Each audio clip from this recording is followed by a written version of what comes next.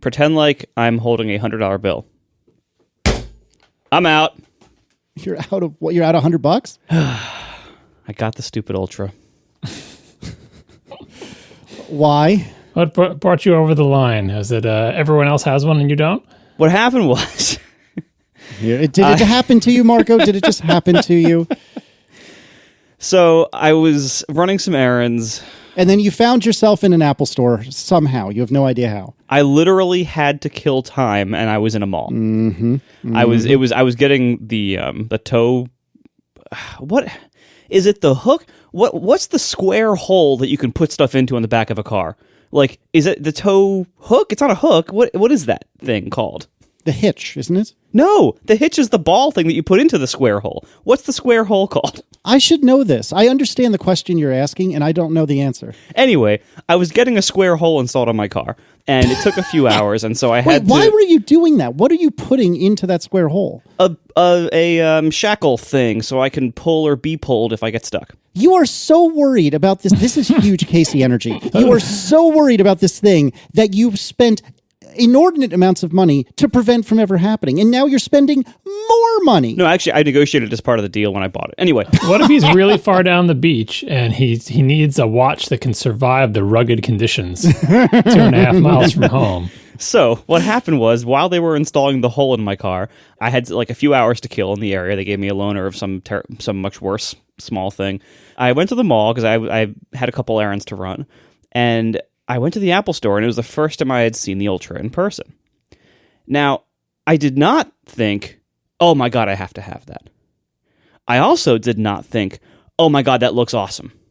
Then when I tried it on, I absolutely did not think, oh, this fits me great. Because none of those things are actually true, in my opinion. Yeah, just to very briefly interject, I was in an Apple store doing one of the returns we spoke about a few weeks ago, and I put an Ultra on my wrist for literally 10 seconds, and I immediately looked down. Maybe I did tell the story. I don't know if I did, but I immediately looked down and thought, oh, that's way too big. Now, Erin was standing next to me at this point. She was like, I think you could pull it off if you wanted. And this is the conversation that I think you had a few weeks before that in saying, if you believe it's not too big, it's fine. But, because everyone else will think it's fine regardless. But I looked down and I was like, nope, not for me. So I totally hear you. And you and I are both on the teeny tiny wrist committee, right? Because you also have the smaller of the Apple Watch sizes. Yeah, I wear the 40 or 41, right? And I'm very happy with it. Like before the Series 4 redesign, I wore the bigger one, the 42, and it was fine. But I'm a little happier with the 40 and 41. Anyway, by the way, some real-time follow-up. Everybody in the chat is pointing out that apparently the square hole that you put in the back of a car to tow things is called the receiver, or the tow receiver, or the hitch receiver. I'll give myself partial credit on that. Which makes sense. Receiver makes sense because it's a hole. So it receives whatever square object you're inserting into there. Anyway, so I'm in the Apple store, and I try this thing on just out of curiosity's sake, and it is massive. And I don't really think the look didn't do anything for me, and it definitely didn't fit me. However, I started using it. And of course, I'm instantly pushing the action button alongside the crown every single time I push it, because it's very difficult not to push those at the same time when you're first getting used to this thing. Mm-hmm. But what I noticed instantly was everything looks and feels extremely different compared to other Apple Watches because of a number of factors, mainly that the screen is so large, secondarily because the screen is totally flat and doesn't have the little curved edges, and then, tertiarily, that there's just, the extra button and a little bit different ergonomics and everything.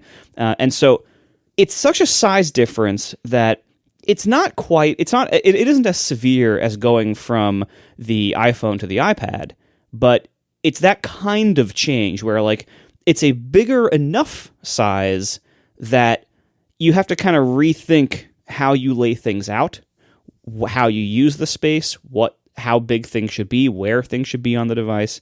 Just poking around the OS and the setting screens, I realized, I have to have one of these for my app design. Oh, sure you do. Because, it didn't help that, like, the day before, I had seen a screenshot of Overcast running on it, and I had seen it in the simulator, and it was, it looked weird, but it was fine. But I saw the screenshot of somebody actually doing it in use, and I'm like, oh, that looks bad. Like, I can't just leave the layout the way it is. I have to actually customize it for the bigger screen because it just looks stupid. If only there was a simulator you could use to do this sort of work. Yes, but when you're doing design work on the Apple Watch, I know from previous experience, like I'll be coding up something, I'll do it in the simulator first, and then I'll run it on a device. I'm like, oh, that's not how I thought it would be, and you always have to do. So anyway, the screen is just so different. It's such a different size. It is not just the same thing, but a little bit bigger. Like, it's radically different. And I knew from poking around the OS, Apple has a lot more work to do to make the OS work and feel right on this device. And the watch face situation is dire, I would say, on this device. I'm not a huge fan of the general watch face situation on the Apple Watch as a whole, but on the Ultra in particular, it's dire. it's bad. But all this is to say, I knew instantly as soon as I handled it, oh, I have to do real design work on this thing. And so I ordered one that day. Of course you did. This surprises nobody. And as much as I'm giving you a hard time, like, I do understand what you're saying. And yes, it is unquestionably, again, as much as I'm pulling your leg, it's much better to have a physical device to do this sort of work on. But yeah, this is not surprising. And I'm sorry, I guess, or congrats. I'm not even sure what I'm supposed to say in this context. What are you going to do with it? Like, besides it being a dev thing, do you think you're going to end up wearing it at all? You think someone else in your house is going to wear it? It's like, is it going to be like a very small iPad mini for Adam? I don't think we have much use for it in the house. Like, all three of us wear the 41 size. So, I don't think we have a ton of use for it within the house, but I'm going to wear it for a few days while I figure out the app design, and because I have to be familiar with the size to know what feels right. But I don't like the way this looks on me. It is also long sleeve season starting up now, and my sleeve situation is such that they exist, and therefore this is not good. Because as soon as you try to tuck this under a sleeve, like, when you have a watch under a sleeve, it's always awkward, especially when you have those, like, the ribbed sleeves on the bottom of sweatshirts and stuff. You never want a big watch in that situation. It's awkward, and this just makes everything like 1,000 times worse. Maybe your Tesla could wear it. Yeah, there you go. The Defender's already got a watch. Your Tesla's jealous. Yeah. It's high tech. Yeah. So even though I said I wasn't buying a watch this fall, I bought a G-Shock, this ridiculous thing, and a refurbished Series 6 for Adam. So here we are. Yeah, your Prince of Tides G-Shock. Still didn't get that reference. No, still didn't. Same. It is awesome, though. Like, I've been doing a lot of sand driving. I love that G-Shock. It's fantastic for that purpose. Like, I tried wearing it, and it looks ridiculous, but I'm extremely happy with, like, the actual functionality of why I bought it to be this thing in the car. It's awesome. So as much as I'm, again, pulling your leg and giving you a hard time, have you found that the truck is sufficient for sand driving? Like, is this hitch because you're genuinely worried that you're going to get stuck, or maybe that you expect to get stuck? Or is it just like you're trying to do everything in your power to make sure this is never going to be a problem ever, ever, ever, ever? Mostly the latter, because I am not good at asking for help. And the idea yes, that I can confirm. Yeah. And the idea that I would be like one of the newbies who just got a permit and get stuck and I have to call somebody for help. I know many people who would come help me. I'd be mortified, though. I want to avoid that, especially because if those people were not able to come out at that moment or help me, then what you're supposed to do is call 911 and explain to the Suffolk County Police where you are and the situation you're in, and they arrange for a $700 tow truck. Oh, I really don't want to do that. For multiple reasons. Like, that just sounds awful to me. So it's mainly because I have been told by everybody out here, everyone gets stuck sometimes. Like, every single person who's driven out here for years, they all say that. Everyone gets stuck sometimes. And so not only do I kind of want to try to prove them wrong, like, maybe I won't get stuck. Let's see. But also, I want to be able to help other people if I pass somebody who is stuck. But ultimately, I have found, I think, since I have gone through the trouble of installing a tow hole in my car and have all these recovery boards, that's probably going to mean, kind of like when I bought a new snowblower and then it didn't snow for 2 years, it's probably going to mean I'm never going to use this stuff. And that'd be fine with me. I would gladly have made that trade-off to have not ever getting stuck. But I also think that, how do I put this? Some people they get bad information. And Long Islanders are really good at it. And so I have heard, the tips I have heard for driving on the sand here oftentimes are very different from the tips that I hear from the community of Australian sand driving off-roaders, and they seem to know what they're doing a lot. Yeah, I would trust the Aussies. Yeah, like it seems like driving on sand is a big thing down there. But their sand is upside down. It's totally different. Yeah, it swirls the opposite direction. But anyway, it seems like the advice that they all give basically comes down to like what you need really is ground clearance and low tire pressure. That's the secret to everything, according to them. So I lower my tires, down to like, 20, 22 PSI for most driving around here. And I know I could go lower if I really had to, if I got stuck. And it's been great. No one else here lowers their tires that reliably or that far.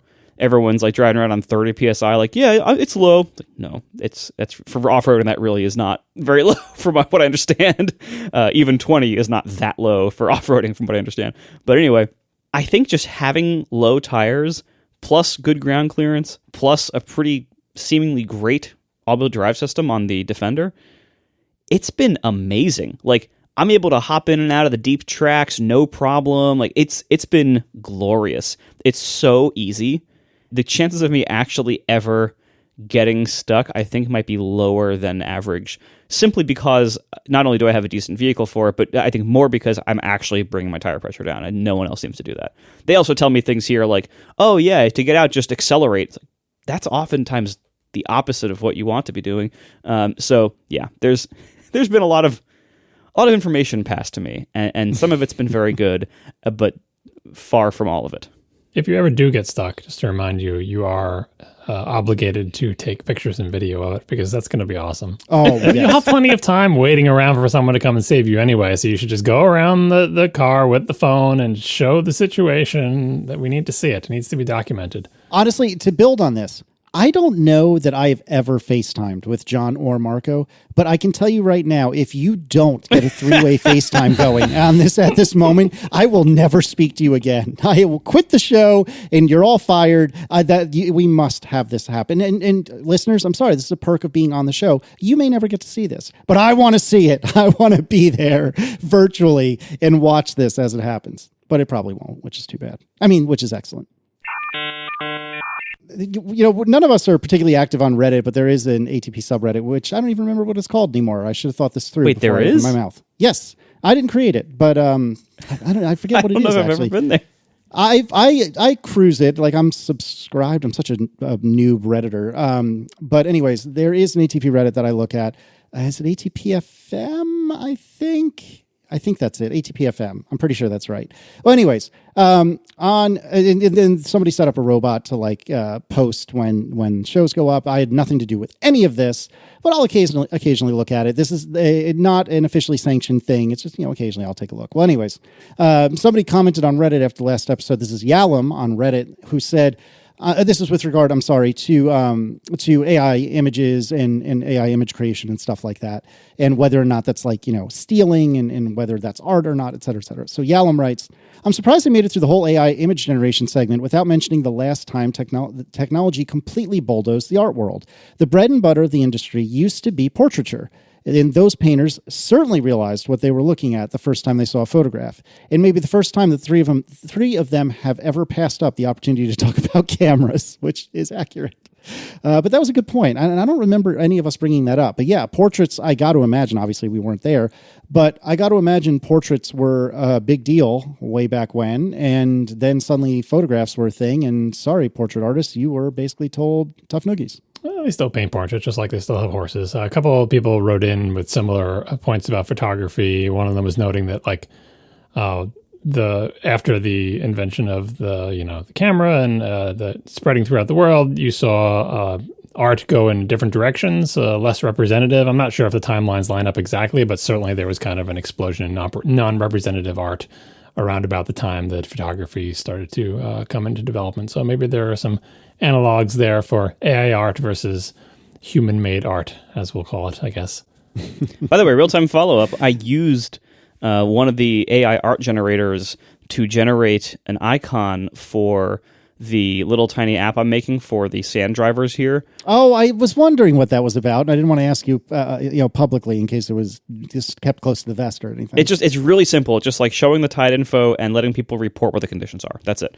I use the AI generator to generate an icon for this, and not only was I laughing my butt off the whole time. Here, I'll show you. So this was the first one that I generated. I'll have to put these in the chapter art, which made me laugh. That looks like a Wrangler, my friend. It's a Wrangler driving into a wave. That's not a good situation. I would not recommend this. That's why it's funny, John. That's the point of it's humor. And then what I eventually landed on. So this is a white Jeep. I made it white. Oh, that's pretty good. Driving like on the edge of the sand and the water, so like one tire is in the water and they're definitely getting stuck. I love how the AI image generators have, I mean, you don't have any text, but they do have a big problem with text because they don't know what text is. But also they have a problem with like understanding symmetry. So look at the wheel on the Jeep on the top and look at the headlight, the right headlight, or the headlight on the right-hand side of the second one. Or the mirrors are also wrong. Like the second one doesn't have a driver's side mirror. Yeah, like it doesn't know or care that a wheel should be like radially symmetrical. And same thing with the headlights. They should be two circles that are the same. It's decided one of the headlights is going to have a big blob in the middle of it, and that wheel is going to be melted. And I feel like this the AI art is, people talk about machine learning as like ethics laundering or morality laundering. You can say, I didn't do it, the computer did it. This is kind of like artistic laundering where it's like, yeah, it's ugly, but I didn't do it, the computer did it. It's like, because I feel like you could draw a better icon than both of these. It would take you longer than the 30 seconds it took to generate these, but they certainly need some help here. Yeah, but what was great about this was within a couple of minutes, I had gone through 20 or 30 different like proposals that the AI had generated, and I found what I wanted the icon to basically be conceptually.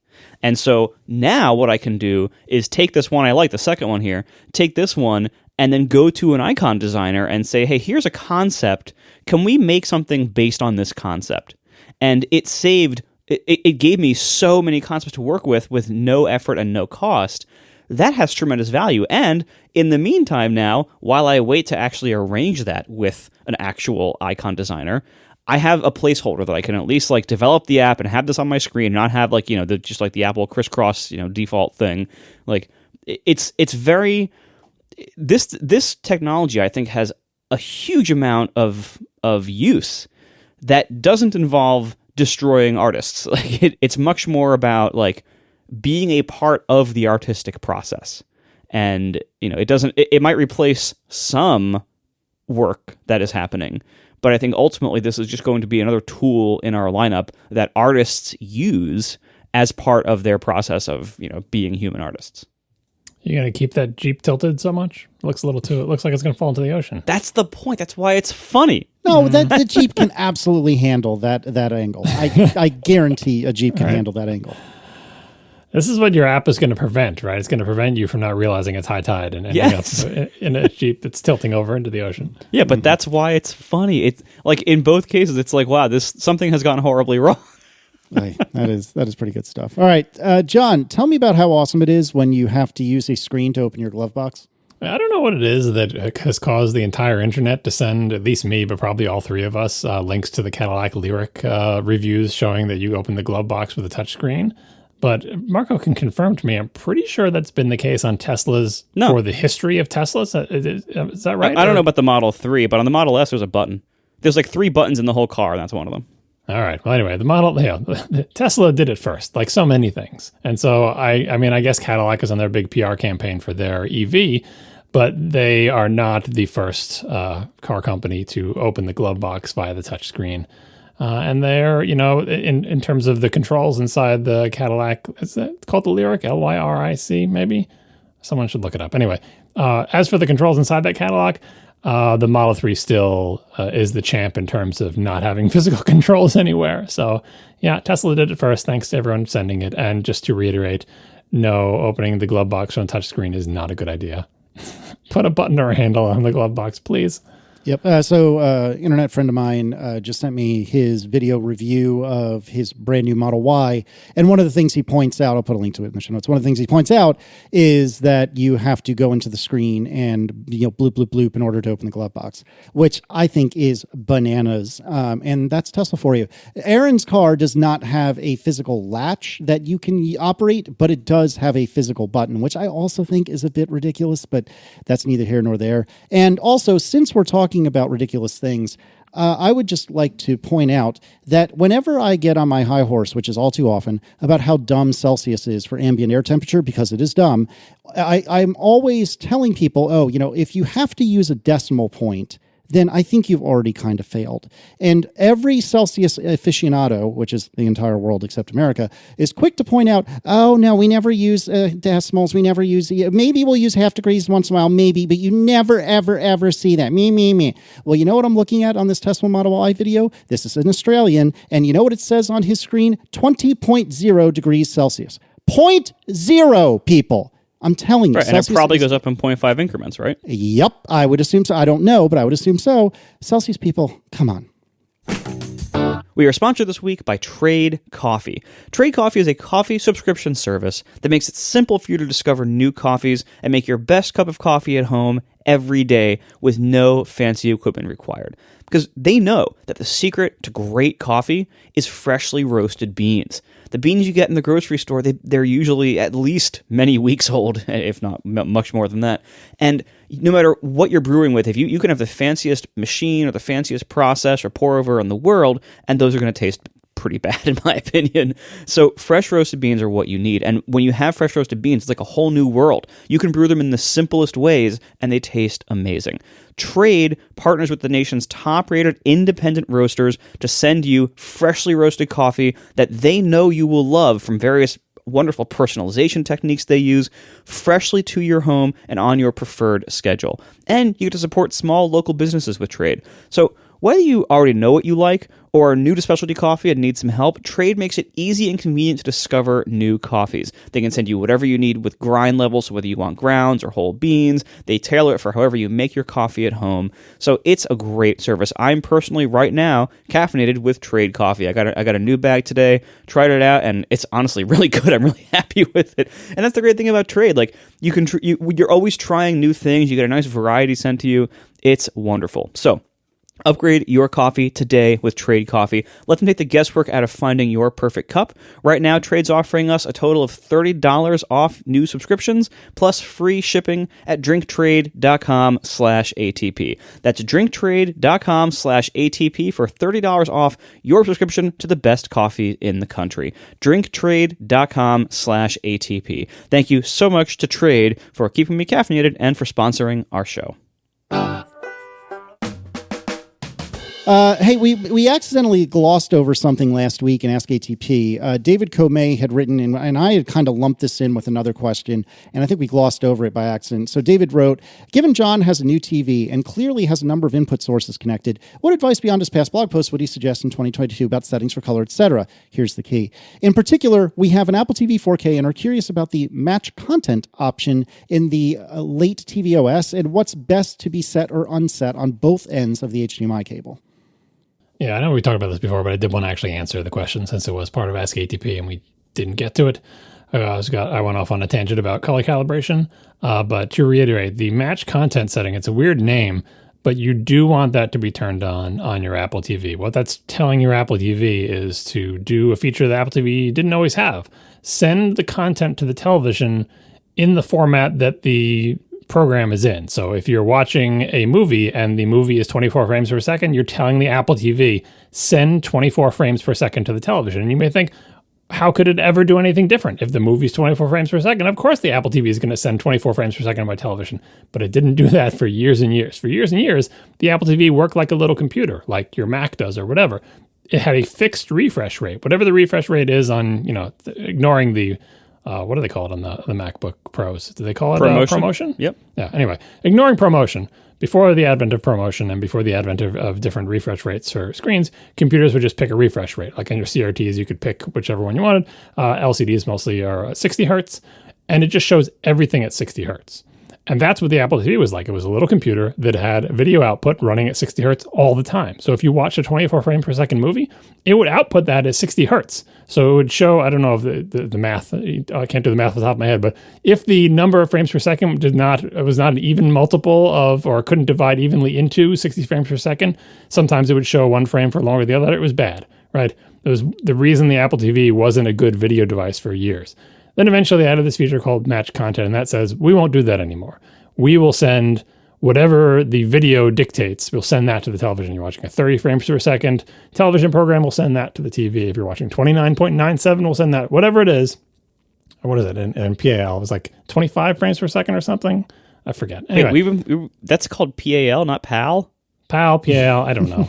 They have weird I've never had to say it. it before, but I've always assumed it was PAL. Just like ours is NTS. I don't think it's PAL is not a mispronunciation. It is just a reading of the letters in the abbreviation. I pronounced the letters individually correctly. Anyway, I don't know which one of those two things it is, but yeah, they have different frame rates for their television over there. Oh, apparently it stands for phase alternating line and is pronounced PAL. Totally. Yeah. Anyway, so you want that to be turned on. The downside of that, though, there is a downside, and I'm telling you to turn on even despite this downside, is that when you enable that, the Apple TV chooses to run its interface, like the little thing with all the little rectangles. It runs its interface at whatever refresh rate it decides to run it at. And then when you play something, it has to switch from whatever it was running the interface at to whatever the thing you're watching is. And they're probably not going to be the same, because I think the interface always runs at like 60 hertz, but pretty much nothing you're going to watch on Apple TV is 60 frames per second. And even if it was 30, it doesn't just like frame double it up to 60. It switches to 30 frames per second or 24 frames per second or whatever, which means there's like this blackout interval when you launch an app or when you start playing something or whatever. Depending on how quickly your television setup responds to that change, it can be kind of annoying. You're like, instead of having this interface where you just go bloop, bloop, bloop, play, and it starts playing, it's bloop, bloop, bloop, play, black screen. Maybe your television pops up an overlay native to the television because it's like a lost signal on HDMI 1. Oh, wait, no, here it is. And then it comes back. That can be annoying. The best way to fix that would be for television manufacturers and streaming box manufacturers to get together to make that switching way, way, way, way faster than it is now. Kind of like how when we got the ARM Max, like changing screen resolution or attaching external monitors was suddenly a bazillion times faster, and we didn't realize how slow it was before until we saw how fast it could be. We need that moment to happen for televisions. But in the meantime, I'm going to recommend endure the stupid screen blackout thing, because what you want to see is each frame of the video you're watching displayed for an equal amount of time on your television. If your television supports, and most of the modern ones do, actually running at 24 frames per second or some multiple thereof, some even multiple thereof, and you're watching a 24 frames per second movie, that's what you want to happen. So turn on match content. And the same thing with the match HDR, SDR thing, turn that on as well. I think it's two separate settings. Basically what you're trying to tell the Apple TV is, hey, Apple TV, look at the video you're trying to send, find out what the properties of that video is, and then send that to the television.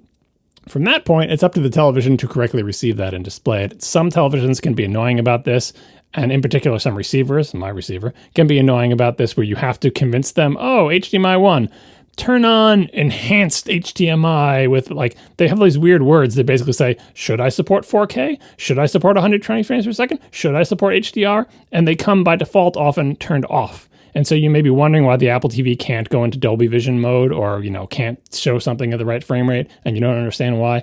Go to your television and or your receiver and make sure they are set up to use all the features that you just paid for. Like, it boggles my mind that you pay for this fancy, television or receiver with all these features, and they default to like a really safe SDR, non-4K, usually not non-4K, but they default to dumb settings sometimes. So that's what you want on both ends. You want Apple TV to match content in both frame rate and HDR, SDR, and you want on the television and receiver end to have all the bells and whistles turned on. Tell me about Mac Window Management and Stage Manager, please. We talked a lot about Mac Window Management in the last episode, and I wanted to make a point about Stage Manager. We've talked about it a few times before. I think when we originally covered Stage Manager, I noted that on the Mac, it makes a lot more sense to me than it does on the iPad. And related to Mac Window Management, even though Ventura is not out yet, I think Stage Manager will appeal to a lot of people, in particular people who like the idea of spaces, but like need a better visual representation, because Stage Manager is kind of like spaces on a single screen where you've got these icons along the side, although you can turn them off if you don't want them there, that are groups of windows, and you can switch between those groups of windows. And unlike on the iPad, setting aside the stability things, unlike on the iPad, there's not a lot of weird limitations. You can't just have, it's not like, oh, you can only have 4 windows in each thing, and you can't position the windows. It just works like regular Mac windows. You can move them anywhere you want. You can move them, drag them easily between groups because you have like a mouse cursor and everything. It's just very sensible. And if this appeals to you, if you think in terms of groups of windows, but don't want to think in terms of spaces where you're swishing from side to side from one set of things to another, try Stage Manager when it comes out in Ventura. It may appeal to you. There's still the weirdness of like, well, what happens when I make a new window? What happens when I unminimize from the dock? Does it go back to the space it came from, or does it unminimize into the space I'm looking at right now? Not space, whatever the hell they're called in Stage Manager. I have no idea. I'm glad I don't have to write a review of this because Clumps? Yeah, what the heck what do you call that? What is the nomenclature for a blob of Stage Manager thingies? That's it. Someone writing their Ventura review will have to figure this out when they describe it. But try it. Even it's a nice hybrid of a bunch of different things that we had. Of course, it's yet another way to manage Windows on the Mac, as if we didn't already have enough. But hey, they threw another one in, and assuming it doesn't crash your Mac or do weird buggy stuff, I think a lot of people will find it very appealing. So give it a try. And you have a new iPhone case, John? I do. Finally, the tyranny of the squeaky clear case is over. The saga. Yeah, I got my first of 2 black leather bare bottom iPhone cases that I ordered. This is the Ryan London one. They won the shipping race. They came here first. I was kind of half afraid that when I would put it on, it would squeak, because people get into my head about like it's the black the black DLC coating on the stainless steel. That's what's causing the squeaking error. But no, it's a normal iPhone case. You put it on, does not move, does not squeak, does not creak, fits perfectly. It's fine. The John Syracuse review. Yeah, the case itself, right? It has one little stamping thing on like the lower left when I'm looking at it edge. But it's not a place that I really feel. The back is entirely unmarked, so that's nice. No logos, no anything like that. They did a really good job with the volcano, blister, mound, I don't know, thing around the camera mesa, right? Because the Apple Clear case has just a wall, right? And this has a kind of a gradual, smooth thing. And they did a good job of, it's black, so it's slimming. And the little mound or taper also minimizes the gargantuan thing. But I have to say, I think I mentioned this when I was talking about the Clear case, I was surprised that I was using the wall around the camera mesa to rest my finger on, kind of like a very tiny pop socket thing. Now it's not there anymore. Now it's a little slanty leather thing, and I can't use it to rest my finger on anymore. I'm sure I'll get over it, but it's amazing how I formed that habit in only a few short weeks, and now I have to change it up. But the good thing is the whole rest of the case is leather and will get grippier over time and is already pretty grippy.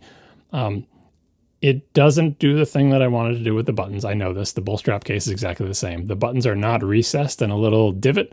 They are instead poking out of a giant mound. So not only are they not, sunken in, but they're actually, they start coming out from a lump that's already there. They feel good. They work well, but they are sticking out more than I wanted. I mean, you can't have everything.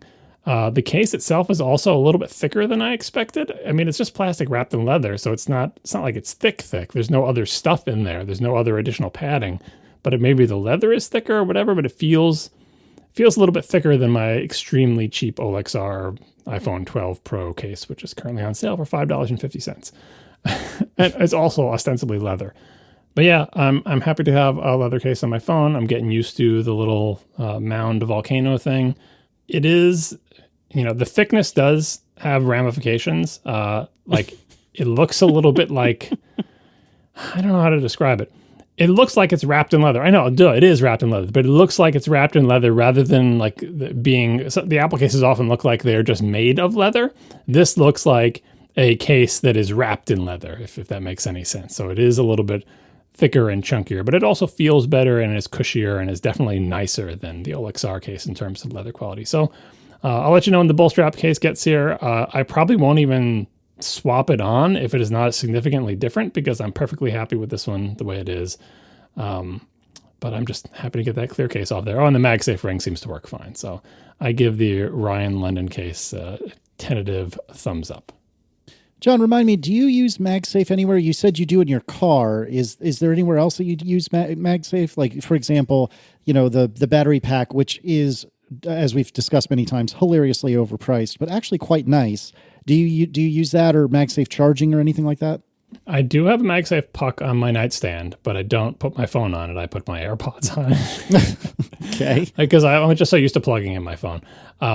We do have the little Apple battery pack thing, but my wife uses that. I don't use it. And like I said before, like because I have the MagSafe charger in my car, like I was starting to feel bad for my phone. Like I felt like I was abusing the battery because it would never go down below like 95% during the course of the entire day. And I feel like I'm intentionally not charging my phone times when I used to. Like when I'm making dinner, I would listen to podcasts while I'm making dinner or whatever.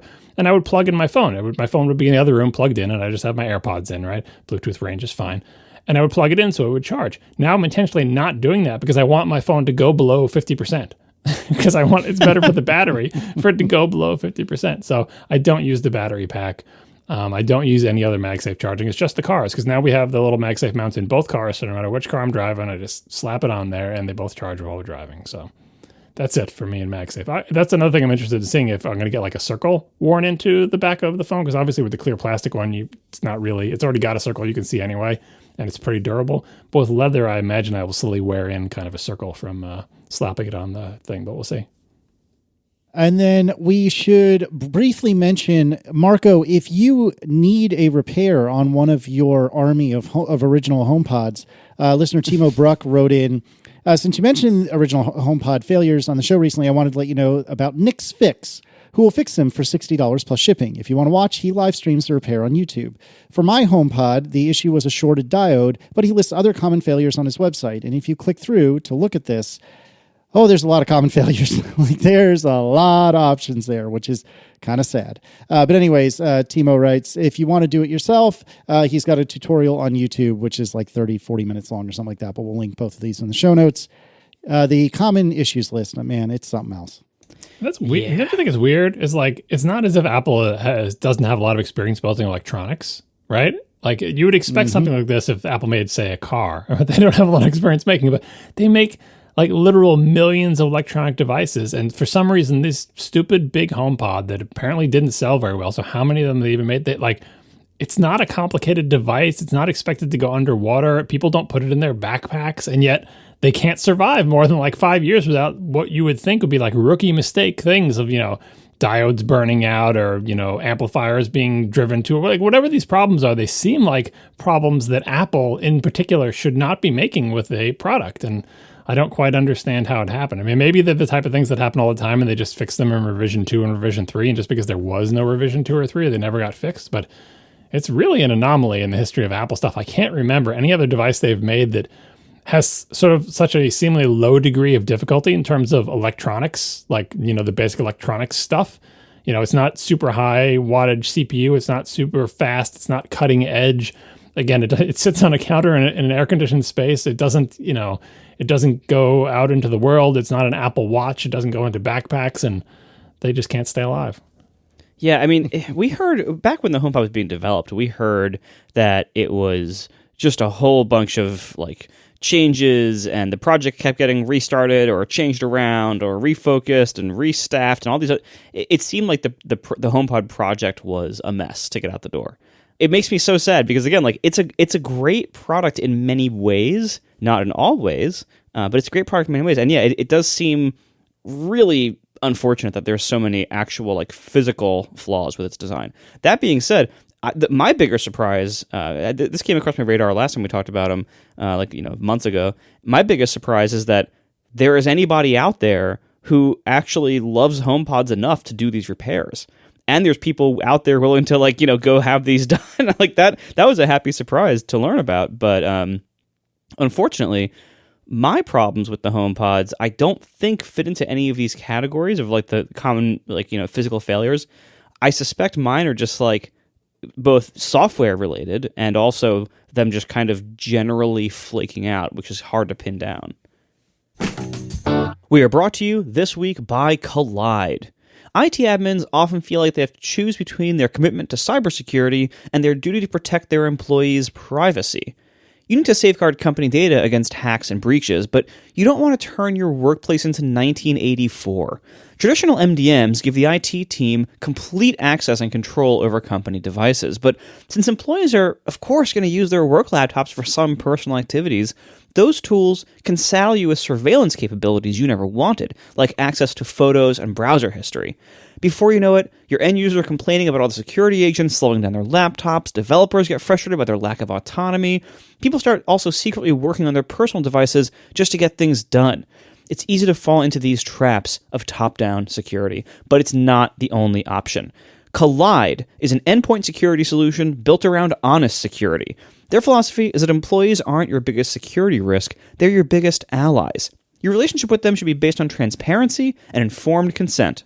Kolide works by notifying your employees of security issues via Slack, educating them on why they're important, and giving them step-by-step instructions on how to resolve them themselves. For IT and security teams, Kolide provides the right level of visibility for Mac, Windows, and Linux devices, and it addresses high-risk issues that can't be solved through brute force or automation. What's more, your end user can see exactly why and how every piece of data is being collected via Kollide's User Privacy Center and their open-source codebase. You can meet your security goals without compromising your values. Visit kolide.com/ATP to find out how. If you follow that link, they'll hook you up with a goodie bag just for activating a free trial. That's Kolide, Kolide, kolide.com/ATP. Thank you so much to Kolide for sponsoring our show. We are hearing a lot of rumblings these days, on and off, but this is flared up again recently, about how Apple is really cranking up their interest in doing advertising all over the place.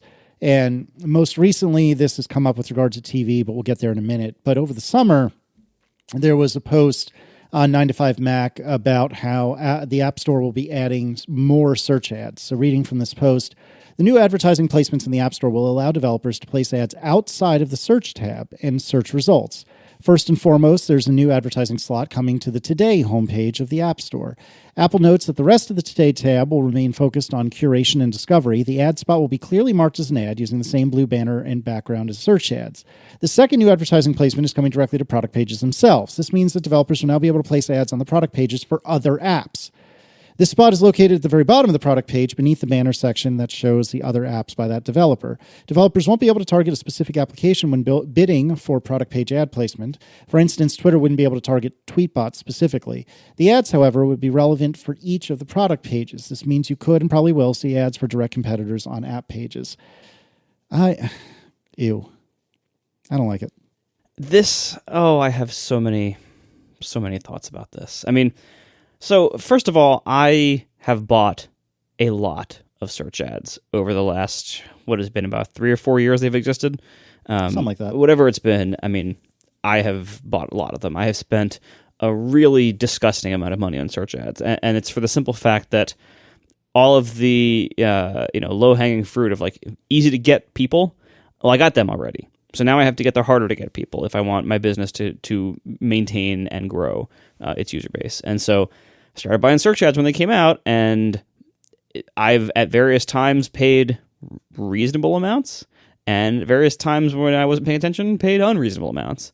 And I think I have a number of takeaways overall. Like, number one, I unfortunately see search ads as a necessary thing in today's App Store environment. Like, if you want people to find your app, if you want to grow your user base, even for free apps, you got to do search ads. And whatever Apple says about the value of the App Store in terms of discoverability that they are providing, that was more true in the very distant past. Recently, the App Store is just a giant search engine, and if you want to rank highly, you have to play games.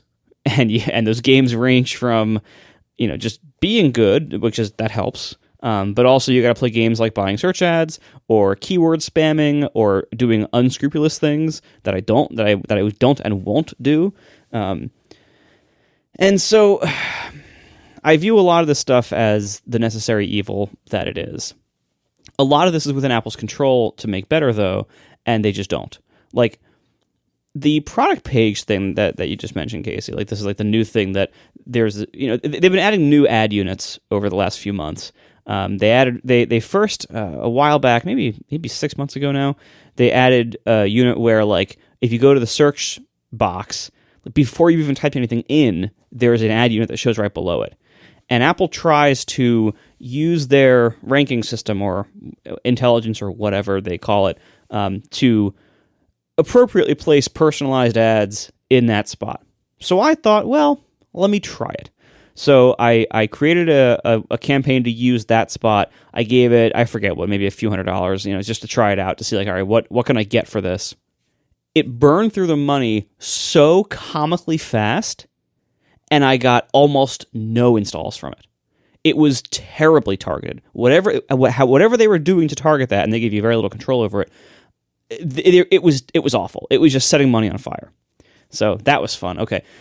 In the regular search ads that I've been using for years, the relevance algorithms are still comically bad.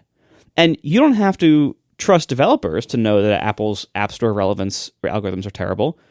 Just search for any keyword in the App Store, and you'll see for yourself that half the results are really poorly matched to that keyword, that the rankings of things that you think should be higher are not, and they're beaten out by apps that kind of, play the scam system better.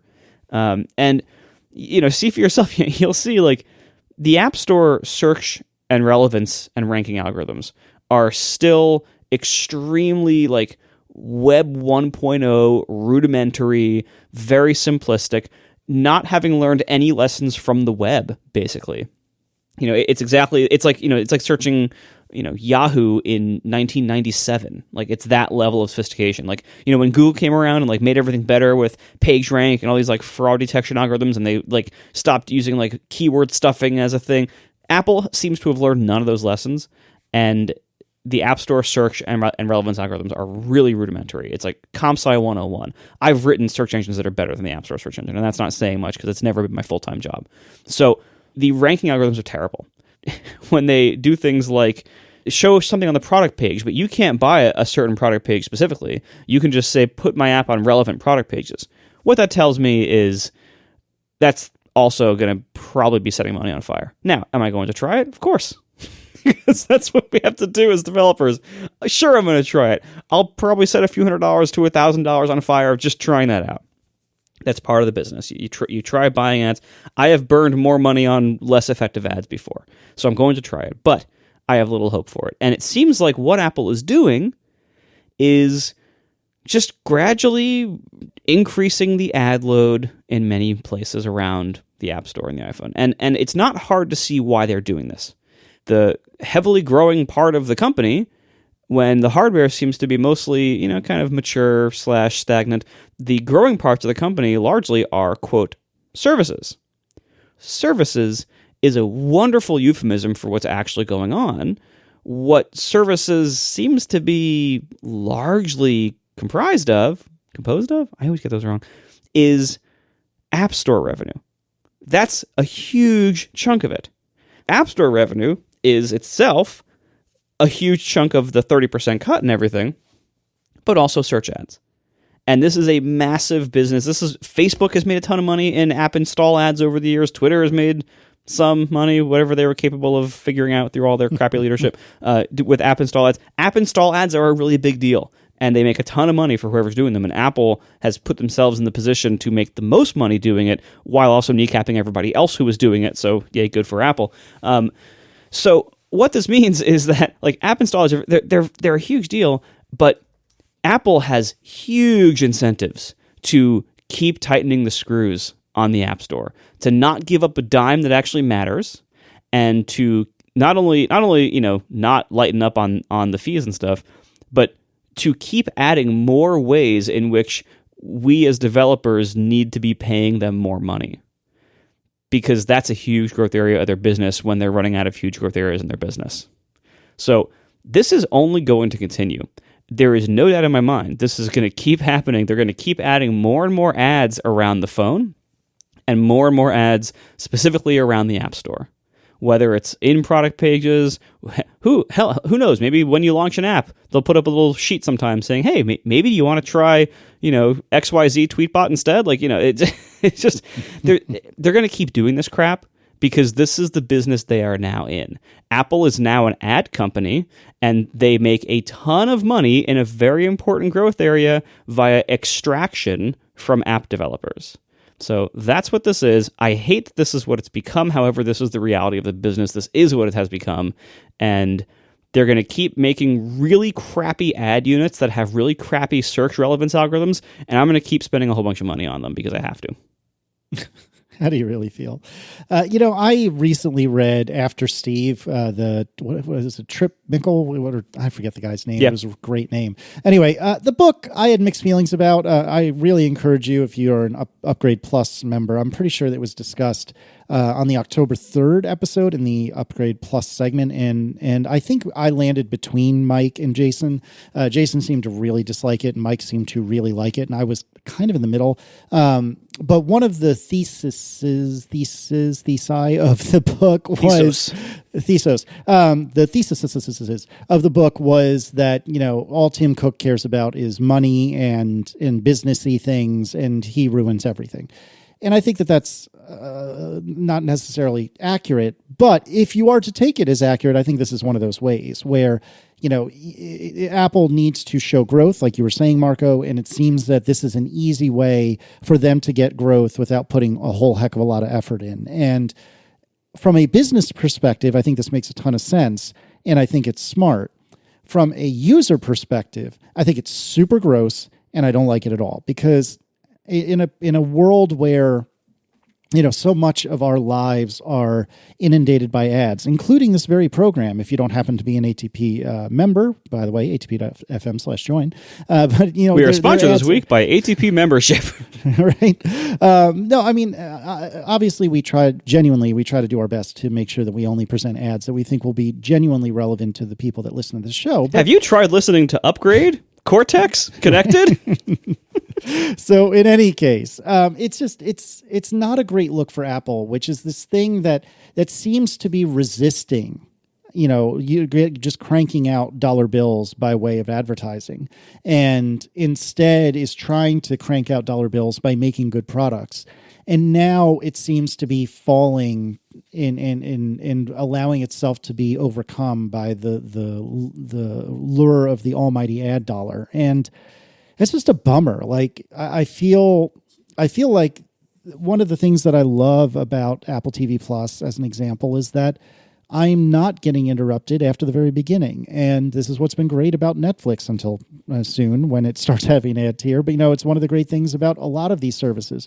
And now we're coming back around to let's put ads everywhere. And it just stinks. And I feel like I've always perceived Apple as being better than this, which is probably, I don't know if ignorant is the right word, but probably wishful thinking on my part. But I completely concur, Marco. Like, there's no way that this faucet is going to be turned back off. And if anything, it's going to be opened even wider with time. And it's just, I don't care for it. I wish it was different. And to be clear also, like, there is value in App Store search ads. Like I was just saying, basically, yeah, it sucks that we have to do it. But the reality is there is so many apps out there that, again, as developers, you kind of do have to do stuff like this. Like, if you're lucky, you can get away with not having, paid promotion of your app. But that even then, that only lasts for like maybe if you have a good launch. Great, then you'll have like if the blogs write you up and you get press or you get some little bit of traction, that's great. But you're still at some point going to have to go to paid promotion if you want growth. That's just what happens. Trust me, I've been on this ride before. This is what happens to everybody at some point. Whether it's worth it or not, that's a different story. That's hard. It's hard to make work, really. And again, I've done a lot of different paid promotion, and it definitely has not all been worth it. In fact, I would say only a very minuscule part of it has been worth it. But again, you don't know the famous saying, like you don't know which half of your ad dollars are working after you've spent them, and even then, not always. But anyway, if the search ad system was better, like if it actually had like better ranking, better relevance matching, just in general, if it was less dumb about what ads it chose to show and when and how, I would actually like it. as a developer, and theoretically even as a user, it could occasionally help. But the way it is now, it's just reeks of Apple's crappy mediocrity when they don't have to compete because of the way the App Store is, and of all the issues and attitudes that come up, therein. App Store search ads suck because they're really half-assed. That's why, Apple does a terrible job of search ranking and relevancy, and all of us are burning money unnecessarily. God, you wouldn't believe what they think Overcast is sometimes. It's not hard, okay?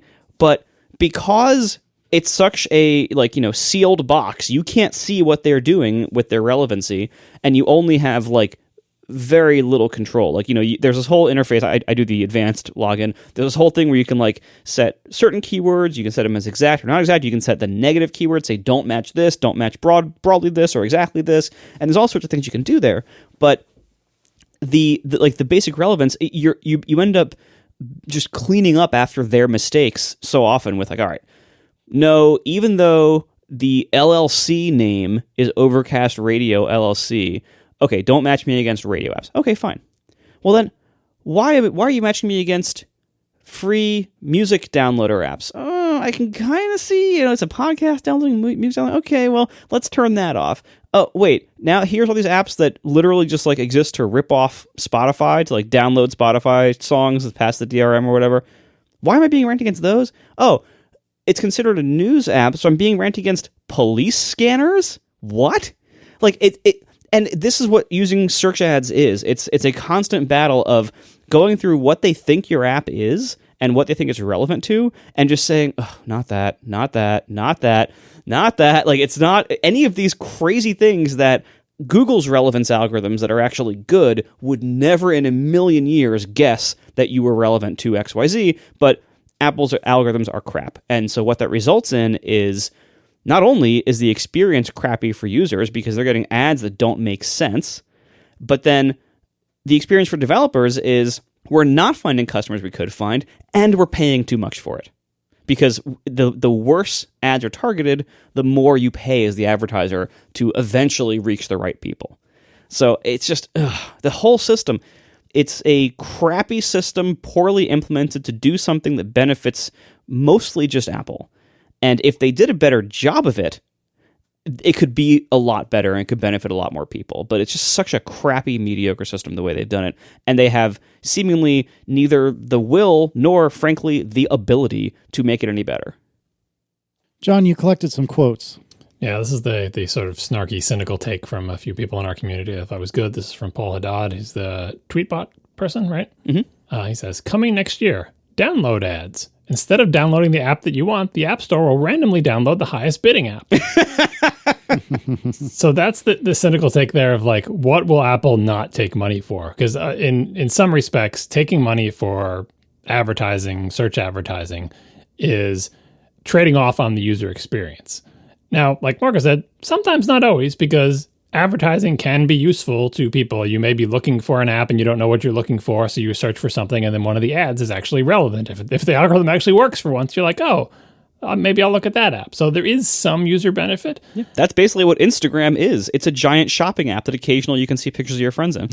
Right. And so there is some upside to that to users, but there's an awful lot of downside, which is why so many things, including our podcast, allow people to pay more money to not see ads, because at a certain point it just gets annoying. So how far will they go? Well, they're putting ads for other supposedly relevant products on the actual product page. You drill all the way down to the Overcast page, and then there's other things advertised there. So maybe would they allow a different app to be downloaded randomly? Because again, the way they make money in this is, let's have an auction. Who wants their app to be downloaded 1 out of every 1,000 times that Twitter is downloaded, right? So bid against that, Tweetbot. Maybe you'll get downloaded by accident and the user will hate you.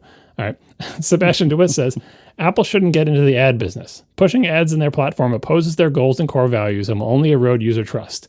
Are the relatively minor profits worth the price of bad experience and lost goodwill? I don't think the profits are minor. I mean, that's a one problem with this statement here. Yeah, that's the thing. It's a lot of money. Yeah.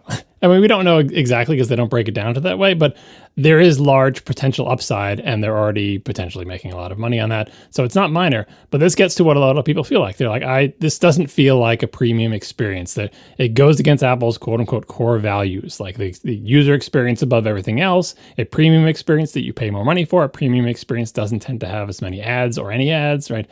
So I definitely feel that. And here's what MJ Sai said. Your core values are what you do on an ongoing basis, not the talking points that you broadcast or what you did 20 years ago under different leadership. This is the cynical take of saying Apple is constantly get up on stage saying, here are our values and we value this and we value user experience and we respect the user and, we have the whole privacy angle and like all these core values. And it's like, you can say that all you want, but your actual values are what you do, right? And not what you did 20 years ago under different leadership is implying that different leadership, maybe Steve Jobs was kind of annoyed by the same things that the users that we just read the quotes from are annoyed by and would not want his company to do something that annoys him, whereas Tim Cook either has a higher tolerance for annoyance or his desire to be a successful company and be a success as a CEO overrides the annoyance that he might feel dealing with this. And that gets to the larger point about search ads and advertising and stuff like that. The reason it is inescapable is unfortunate for, people like the people I just quoted and us on this program who don't like ads. Most people have determined over years and years and years that they will gladly watch ads in exchange for paying less money. It's not like they're suffering under the yoke of ads. When given the choice to do something free with ads, people will take that choice. Most people will take that choice. And it's not even because they don't have the money or couldn't pay for it. They just can't be bothered to pay the, $1.99 to get rid of the ad banner at the bottom of their solitaire game. They'll have that stupid ad banner there rotating and burning their phone's battery for a literal decade and never pay the $1.99 to get rid of the ad. That's the choice people make. It's been made in every medium, radio, television. Yes, there's always been things that you can pay for that have less or, no ads or fewer ads. But the vast majority of people go, I'll just take the cheap one with the ads. It's one of the reasons like Amazon made the Kindle with special offers, right, with ads in it. If people can pay less for a Kindle, I'm like, whatever, I'll just ignore the ads. It's not a big deal.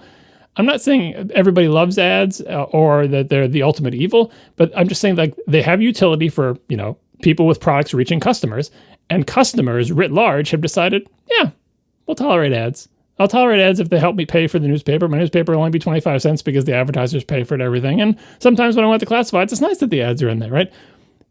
The human population will accept ads in exchange for hopefully some amount of money not being, some amount of cost not being passed on to them.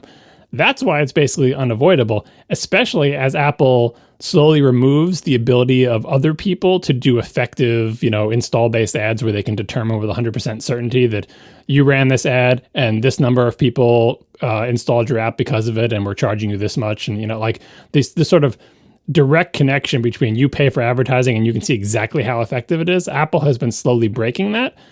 And so it's leaving them as not the only advertiser for app vendors, but the best one, the most powerful one, because they own the platform, they have access to all the information, and they can choose how much they want to expose to people and how much privacy they want to preserve, so on and so forth. But it means also that as they edge other people out, they have to fulfill the role of advertiser, because if they edged everybody out and said, but we're also not going to do any ads, that wouldn't benefit the market for apps on the phone, because some users, again, not that they want to see ads, but some users want to make that trade-off of seeing ads in exchange for not paying for things. And also, people with products want to get them in front of customers, potential customers.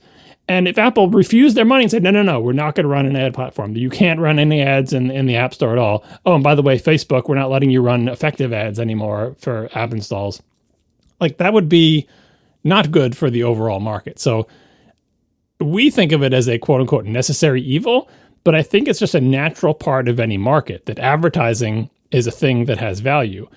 To the extent that the market is weirdly shaped because the platform owner has a stranglehold on it, that causes ads to be more expensive than they should be. Because Marco talking about how his ads, how the relevance algorithms are crappy or whatever. In a more efficient market, those ads would become cheaper because they're crappy. But when the only game in town is Apple, they don't become that much cheaper. I mean, I suppose all the people buying the ads say, I'm not going to bother buying the ads. But when it's the only game in town, people just end up coming back to it and say, well, maybe I'll try this. And so people end up, throwing money at it to say, maybe if I do this, maybe do that, maybe I'll try this ad slot, maybe I'll put this keyword, maybe I'll do this. And it's probably not a particularly efficient market in terms of pricing those ads at what their actual value is, especially if they don't do the complete connection of telling you exactly how effective your ad is in each slot and all that stuff. So I think it's not particularly healthy, but it's unavoidable that there will be ads. And the final point related to the inevitability of advertising and what it does to companies and, whether any individual likes that or not, was on the September 30th episode of Dithering, John Gruber and Ben Thompson's podcast. It was around 8 minutes and 40 seconds into the podcast. Ben said they were talking about something related to advertising, I believe. And Ben said, I wonder if an advertising-based company is constitutionally incapable of really excelling or putting the necessary investment into any other sort of business model. They were talking about Stadia and Google and everything, and how Google seems to have a hard time making products that you sell to consumers, but they're really great at advertising. And so that's the question here, the open question. Is it possible for an ad-driven business to make good products? And on the flip side, is it possible for a product company to do ads well? Despite Marco, saying Apple is a services company and they're an advertising company, they're still a product company. That is what they're best at. Apple's attempts to get into the ad business have not been smashing successes. iAd wasn't great. Even the search ads show that they're not really good at selling ads. They're good at controlling their platform such that they have less competition. And then it's like, well, what are you going to do? We're practically the only game in town, or we're the best game in town. But looking at them compared to, let's say, Facebook or Google, both of those two companies are much better at selling ads and making ad marketplaces than Apple is. And then the Google Stadia example was, what about these companies like Google and Facebook that make all their money basically from ads, but they also suddenly want to make products? Oh, Google wants to, sell Stadia, which was a little, video game controller and a cloud gaming thing. They want to sell, Pixel phones or tablets or the weird sphere-shaped speaker that never shipped or whatever. And Facebook tried to make a phone too, and Facebook's bought Oculus and they've got the headset things. If your company is built around advertising, can you make good products? And making this question is setting up at sort of two extremes where if you're really, really good at making products, it means you care about the user experience. You're very focused on building physical things that you sell to individual people who have to give you money for them. It's not like an indirect market where people throw money over a wall and see if they get some result back. You have to appeal to actual consumers. You have to support the products, as opposed to advertising where it's all about gathering data and making an efficient market and giving a small number of quote unquote customers, being the people who buy ads from you, giving them access to enough information to feel like they're making an effective use of their marketing dollars. Two very different markets. And historically speaking, the companies that are good at one have not been good at the other. It's not like, Google's good at making phones. The Pixel phones are good and they've made some good hardware products, but it definitely is not their strength. And certainly they haven't turned it into a huge moneymaker. You would think Google, they make Android. Shouldn't they be the biggest seller of Android phones? But they are not. The Google Pixel and Nexus before it are not the biggest seller of Android phones. And on the flip side, Apple, they've got all this money and they've got all this technology. They should do great in the ad business. And historically, they have not. And to the extent they're doing great now, it's because they're fencing out everybody else with the thing they are good at, which is controlling their platform. So I do wonder, that's what the commenters are worried about. If Apple suddenly becomes good at ads, will that change the company that they are? Will they become worse at making MacBooks and iPhones if they become better at being ads? Are those two core strengths and sets of values that are required to excel in both of those areas opposed to each other? It's almost like you need to split off into a separate company that is ruthless and cutthroat and runs its ad business like a real ad business. On the other side, it's the product company that makes things that appeal to users. And I do worry about that. That I feel like is underlying lots of our fretting about Apple and services. We talked about this before, not just ads, but just services. How being a service company, you pay me money, I give you some network-based service that you get to use, is different than selling someone a product and making the profit from that. And I think Apple, I'm not going to say they're in the middle of a transition, but they're definitely off on their, the Finding Yourself trip, where they go off to Europe and go backpacking to see what kind of company do we want to be.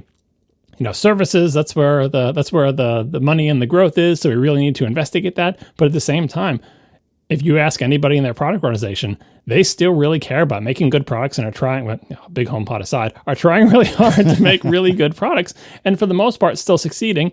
And I would say if they're trying really hard to be a great advertising company, they're still not doing great. Like they don't seem to be excelling in that area. So my hope is that Apple is kind of constitutionally incapable of being a really good advertising company. And that's to their credit, because in the end, they are first and foremost a product company, and they will always necessarily sort of kneecap their advertising business because they can't do what it takes, or can't organize their entire business around that type of market, because it will screw up their products, and they're never going to do that. See, I don't have as much faith in them, I think, as you do. It seems like Tim Cook's Apple, and I don't know if this is him, people below him, I don't know, but Apple under Tim Cook prioritizes profits over product quality.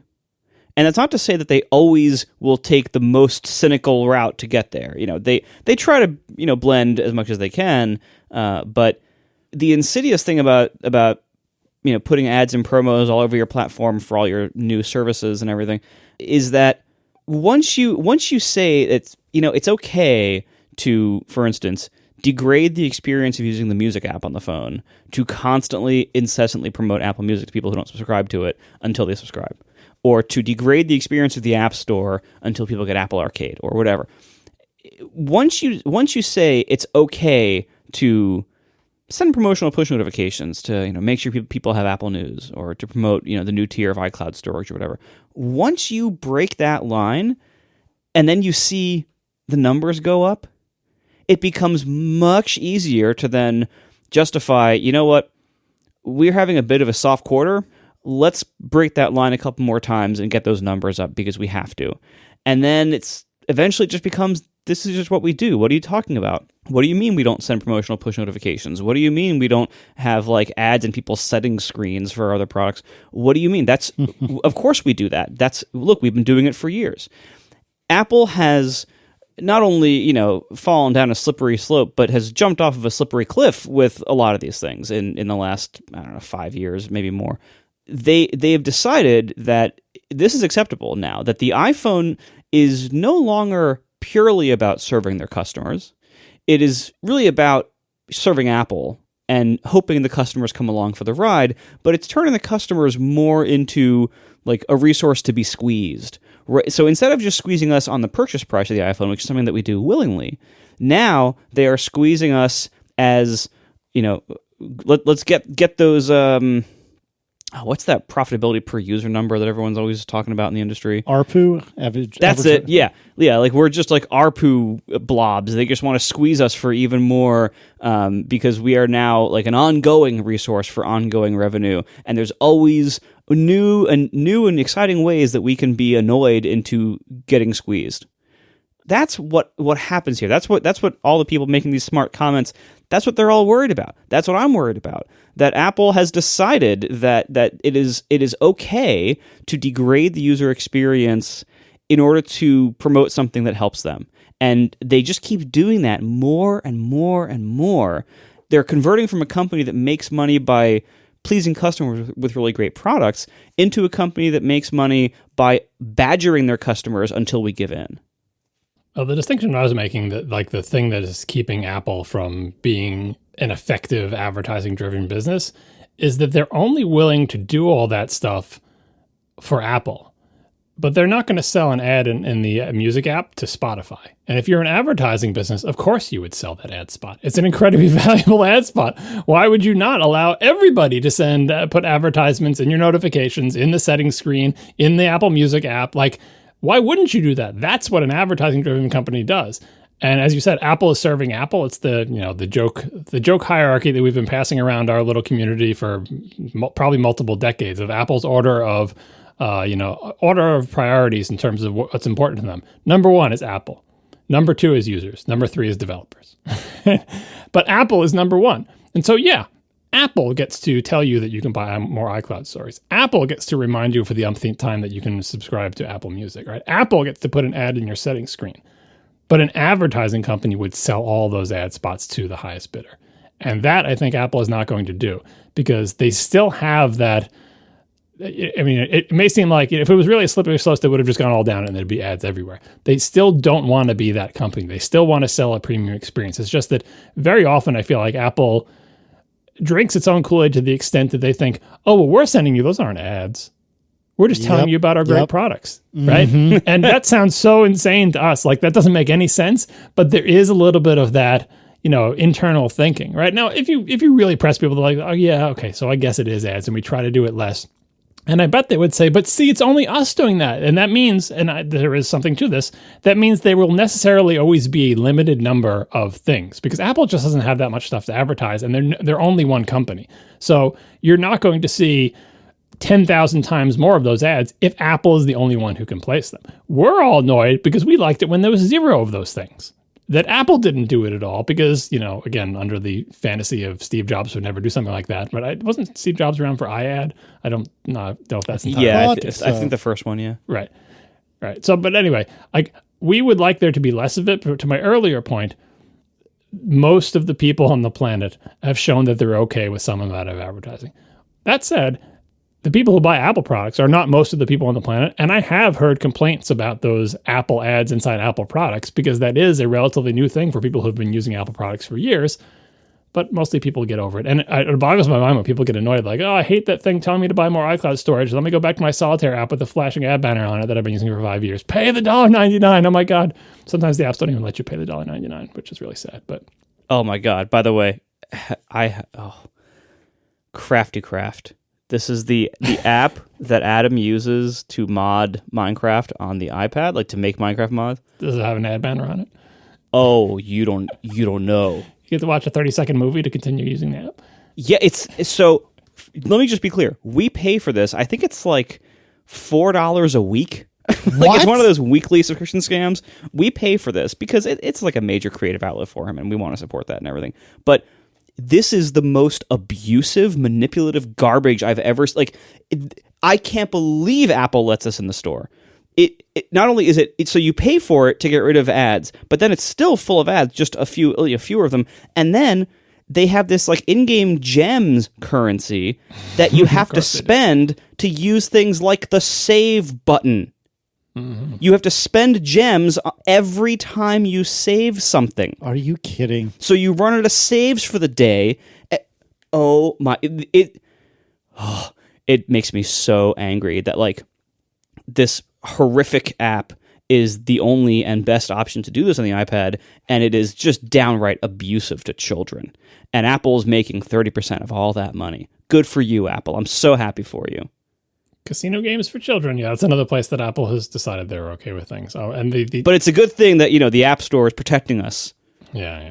The final thing that Casey alluded to before is like there's rumors today that we'll put a link in the show notes to the story. I haven't had time to read it because it just came out today about they're going to have a ad product that they're selling in the TV space. This again is sort of kind of a no-brainer. Netflix doing streaming services ads, television. Being sponsored by companies that buy ads is not a new technology. It is a thing that the entire world accepts. And yes, people will pay a premium to get a network that doesn't have ads like HBO or whatever. But most television is not HBO. Most television is television with ads. And if you give people the choice between Netflix without ads for more money and Netflix with ads for less money, a lot of people are going to take Netflix with ads. And Apple has a TV streaming product. And it seems like they're investigating, having ads. Now, as someone who doesn't like ads and is willing to pay to get rid of them, I'm annoyed that Apple TV always tells me about the other Apple TV shows before I watch an Apple TV show. Yeah, agreed. Right? People who are very sensitive to ads and are willing to pay money to get rid of them, it's like, there's nothing I can pay to stop Apple from telling me about the Apple in the Apple. There's too much Apple in my Apple. Yo, dog. Right? And every streaming service is like this. HBO, you want to watch a show on HBO? Oh, let's watch House of the Dragon. Oh, there's another show on HBO? Oh, season 2 of White Lotus is coming out? A, I already knew that. B, I'm already going to watch it. C, get off my TV. I want to watch the show. I already pay for HBO. Why are you advertising this to me? I can't pay again. You're afraid I'm going to cancel because I'm going to get done with House of Dragon and I'm not going to know that the new season of White Lotus is coming out? I'm going to cancel HBO? That's just me. But I am not like most people. And so it's the same situation with Apple. If you buy an Apple device, increasingly you will get ads for Apple things. If you have an app, buy the Apple streaming service, Apple TV Plus, you will get ads for Apple things.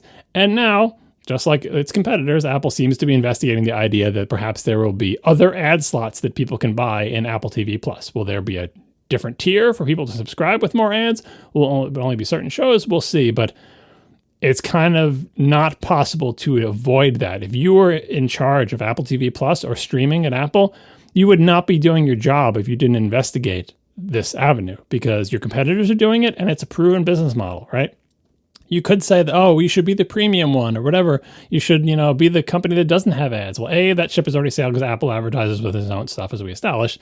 And B, Apple knows what that means in terms of market share. If you try to take the high road and not do any advertising and only appeal to the people who really dislike advertising and have lots of money or whatever, it will limit your market share. It will limit your reach. It will, in the end, use a big highfalutin Steve Jobism, it will limit the size of the dent that you can put in the world, because fewer people will use your products because there aren't as many people who care that much about ads, right? So if you want to go to the largest number of people, you have to entertain this business model, and so they are. So, that's what it's like when your tastes and preferences are a little bit outside the norm. You are inevitably going to be disappointed by the largest company in the world's moves in business, because for the most part, they're going to try to appeal to the masses. Still, to Apple's credit, they try to appeal to the masses in a way that is a little bit nicer than their competitors, and I think they continue to do that, but it's the magnitude of the little bit in that phrase that may change from year to year. We are brought to you this week by Memberful. Monetize your passion and diversify your revenue with memberships. Memberful is the easiest way to sell memberships to your audience. They have everything you need to run a membership program, including all sorts of features, from custom branding, it says all your stuff, gift subscription support, Apple Pay support at checkout, free trials, private podcast hosting, and tons more.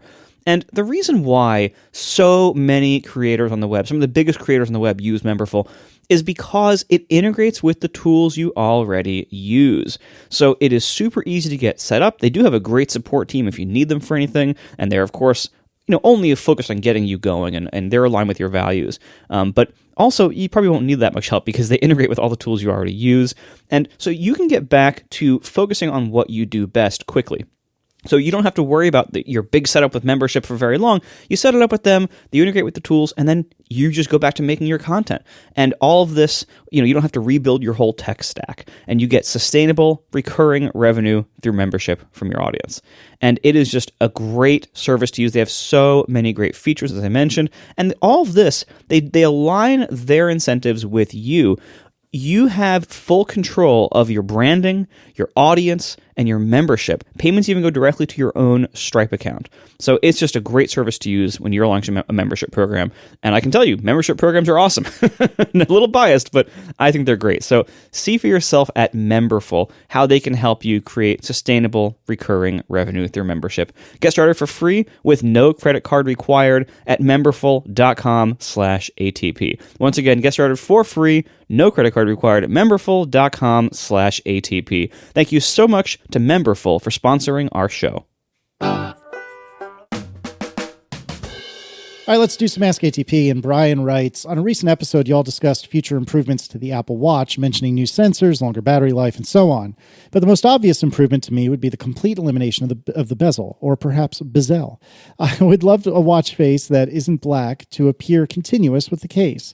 As it is, the stupid black border ruins every other color watch face.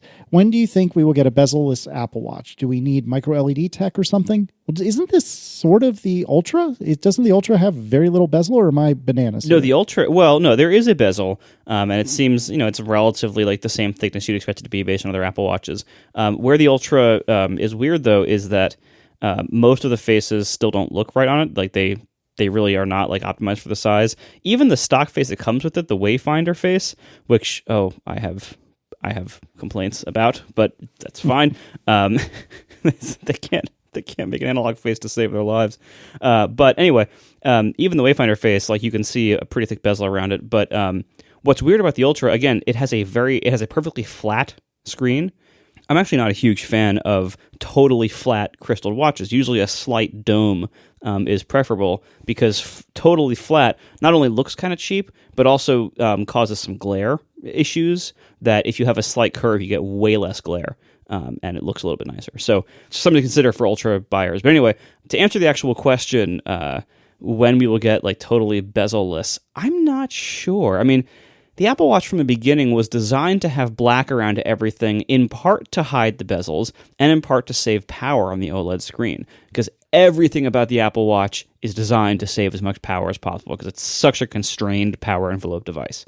Because black has been worked into the design of all the faces, I don't know that they would necessarily want to get away from that, even if they could. Like, even if they could make whatever kind of screen could go all the way to the bezel, which would be, I think, a significant challenge. Not knowing much about screen tech, I mean, look at the iPhone. Like, we're nowhere near that there. But anyway, even if they could do it, again, I don't think they would want to do it.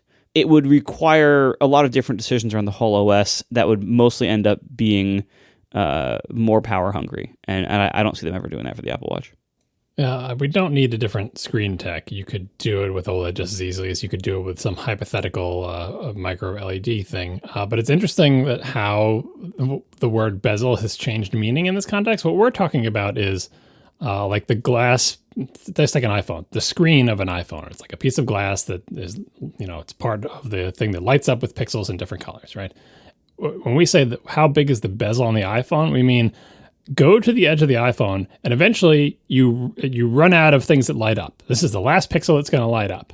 But there's still more glass, right? So there's glass that doesn't light up. There's no pixels in this area all around the edge of the phone, top, bottom, left, and right. And if you look at the phone, there's this black border, and it's because there's no pixels there. And people call that the bezel.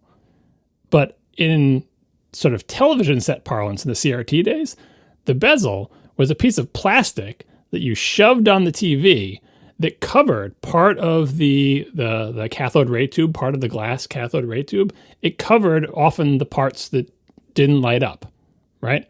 That was the bezel, that plastic thing. You could do that on a watch today. Just make the metal, titanium, whatever, aluminum case have little things that come up and overlap the screen and butt right up against where the pixels light up, right? Hey, it's a quote-unquote bezel-less iPhone. Well, no, it's not. You just actually made the bezel bigger. But now when I say bezel, I don't mean the black part of the screen that doesn't light up around the edges. I mean the old definition of bezel, which is the plastic, or whatever, part of the case that overlaps the thing that does light up, right?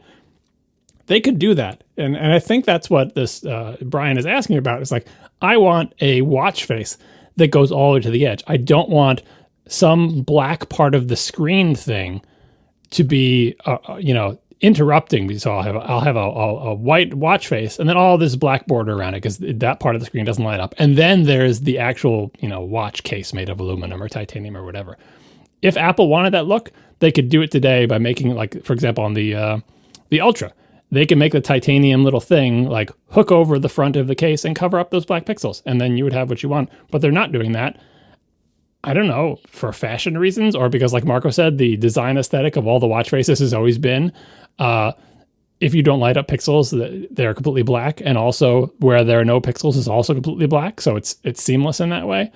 But that said, Apple has been slowly, quote unquote, shrinking the bezel, by which we mean shrinking the area of the screen that doesn't light up with pixels over the course of the Watch 4, 5, 7. It's been getting smaller and smaller. It's still there. You can still see it, but it's been getting smaller. So I think they probably will get all the way to the edge if they ever can, but I'm not sure they'll ever actually use the old style bezel, as in make the case creep over and cover the part of the glass that doesn't light up, because that doesn't seem part of their design aesthetic. Like the edges of the phone have either been non-existent and seamless in the regular one, and on the Ultra, they look basically like they're, Marco, you have it, you can look at it. It's like they're kind of vertical walls, and then the glass is inside that. They don't like reach over and overlap onto the screen, do they? No, not at all. At least, I don't know how the Sapphire is mounted in there, but yeah, it doesn't look that way. Yeah. So we'll see. They could do it. I mean, they've been trying to shrink it as much as they can. Same thing on the phones. They've been shrinking that part of the phone. They could have made a phone design that did that, but they didn't. The current one has flat sides. They go up and down. They do not reach over and overlap any part of the screen, even though that's the design direction they could have gone, and they chose not to. So, hang in there. We'll probably get it about the same time as we get third-party watch faces. By the way, nothing makes me want third-party watch faces more than using the Ultra because, again, like almost every existing watch face looks stupid on it. They look stupid. I saw Underscore was messing with it, and apparently it's not a super ellipse. Like, it's not the shape of the app icons. Oh, it's actually really? a rounded rectangle. Yeah. He had a Twitter thread where he was trying to make like watch faces that fit inside the Ultra, and he realized that it's not the super ellipse shape. It's actually like flat sides with a radius in the corners. So if you want to put an image on the screen that fits correctly with even borders around it, and you do a super ellipse, it looks wrong. Of course. And of course, he's making watch faces because why wouldn't he be? Also, of course. Yeah. All right. John Enger writes, I am surely going to be disappointed by your response to this, John, but I've been excited to ask you this. John Enger writes, assuming you can cover the price difference, why would you want an M1 Max Mac Studio over the same spec M1 Max MacBook Pro? Said another way, spec for spec, does John's desktop have any meaningful advantages over Marco's desktop laptop approach? As far as I can tell, the advantages of the Mac Studio over the MacBook Pro are one additional Thunderbolt 4 port, 2 additional USB-A ports, and a 10 gigabit Ethernet port, which in this case John doesn't plan to use. Meanwhile, the advantages of the MacBook Pro over the Studio are an XDR screen with ProMotion, much better speakers, a webcam, a mic array, Touch ID, Ask Siri, effectively an integrated UPS, and of course it's portable, so I can go anywhere and still use it. So why would anyone ever buy an M1 Max Mac Studio over a same spec M1 Max MacBook Pro? Am I missing something? Well, if you want a desktop computer and it's never going to go anywhere, the screen doesn't do you any good. So you just paid for that and you're not using it. The speakers don't do any good because if you're going to keep it in clamshell mode, the speakers aren't going to help you. The webcam doesn't do any good because if it's closed, the webcam isn't looking at you. The mic array, same deal, it's closed. Touch ID, the Mac Studio has that. Ask Siri, same thing. The display has a microphone or whatever. And an integrated UPS, I suppose, but you can buy an external one of those. It's like if you want a desktop computer, don't pay for all that stuff on a laptop. And it used to be, it'll be like noisier and slower. Now it's not really slower. Is it noisier than the Mac Studio? Debatable because the Mac Studio is quieter. Under some situations, although under heavy all load. Situations. I have to imagine under heavy load that, the thing about the Mac Studio is whatever annoying noise it makes, it's very difficult to make it make much louder noise where it is possible, although difficult, to make the MacBook Pro make noise, especially if it's in clamshell and especially if it's in clamshell in a situation that, so like our Mac Studio is bolted under the desk here. I don't think you'd want to bolt your MacBook Pro under the desk. You wouldn't because it would be need to. hard to get at.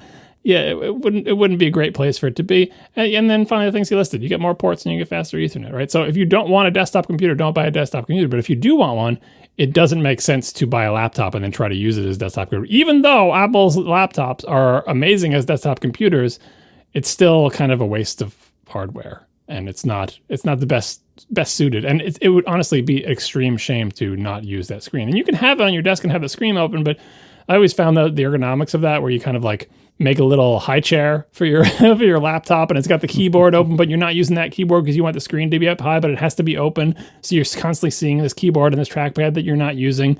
So this awesome screen could be at the right height. And I don't know, each thing should, fulfill the need that it does.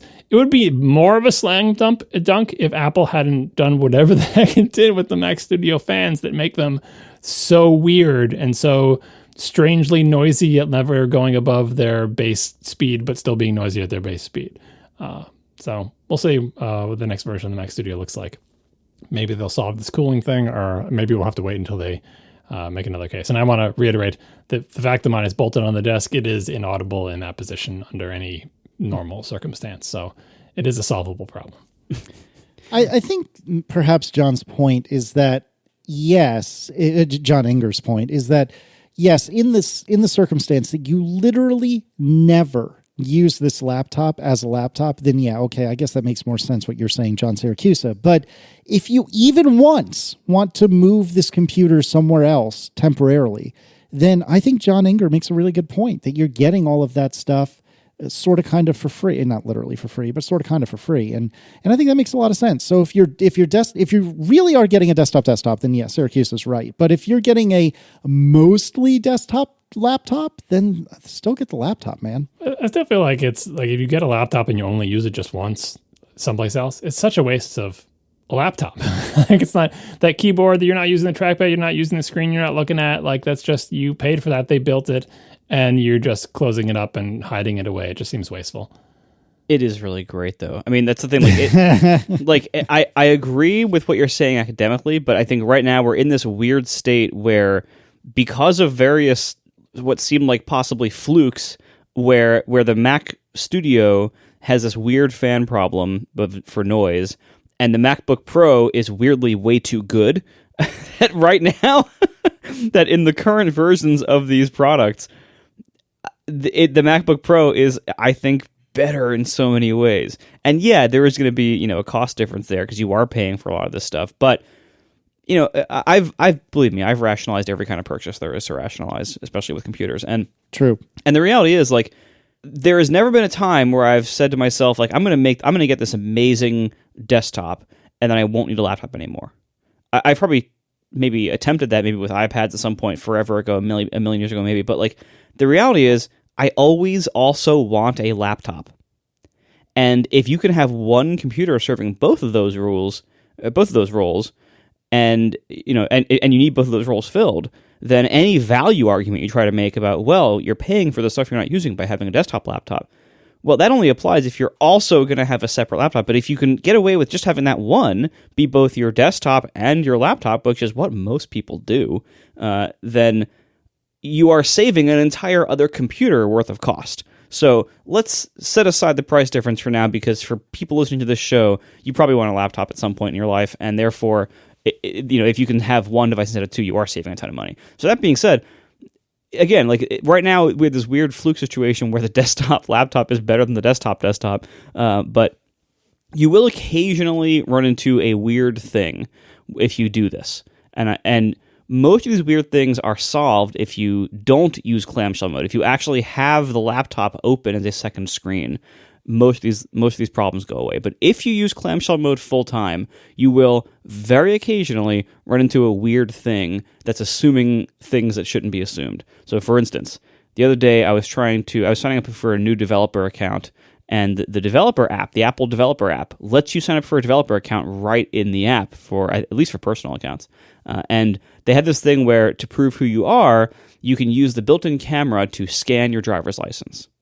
Well, the built-in camera on my MacBook Pro is closed and facing a piece of metal. I have another camera. I have the Logitech thing stuck to the top of the XDR, but this didn't allow me a way to choose which camera I use. And so I just couldn't do that without, like, opening up the laptop. If you're in clamshell mode, that's a very disruptive process of, all right, lift it out of its like little foldy stand I have it in, unfold the laptop with all the cables still plugged in because I don't want to lose all my stuff, and like have it like kind of hovering in my hand over on the edge of the desk. That same thing, by the way, is what you have to do if you ever need to like hard power it off, because the power button is on the inside.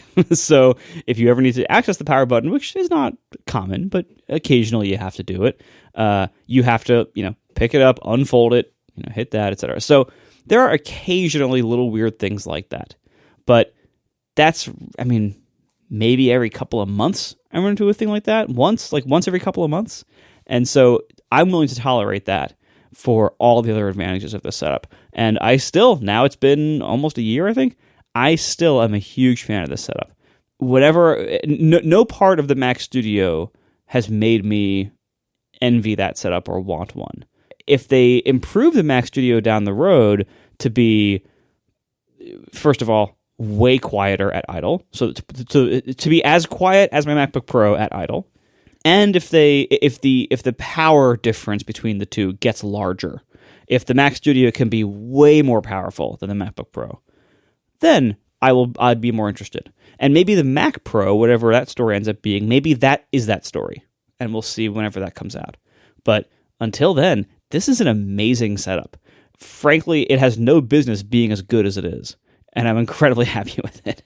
The M2 MacBook Pro may change things because it may be hotter and make things noisier. The other thing I would say for having a dedicated desktop, and if you don't want to have just one computer, you can make different trade-offs, right? So say you wanted to have a desktop, but then your laptop, you wanted to pick like the reincarnation of the MacBook Adorable that somehow comes, right? Super light, super thin, weight and size is your ultimate thing. You don't need it to be your full-fledged desktop. You just want the lightest thing that you can have.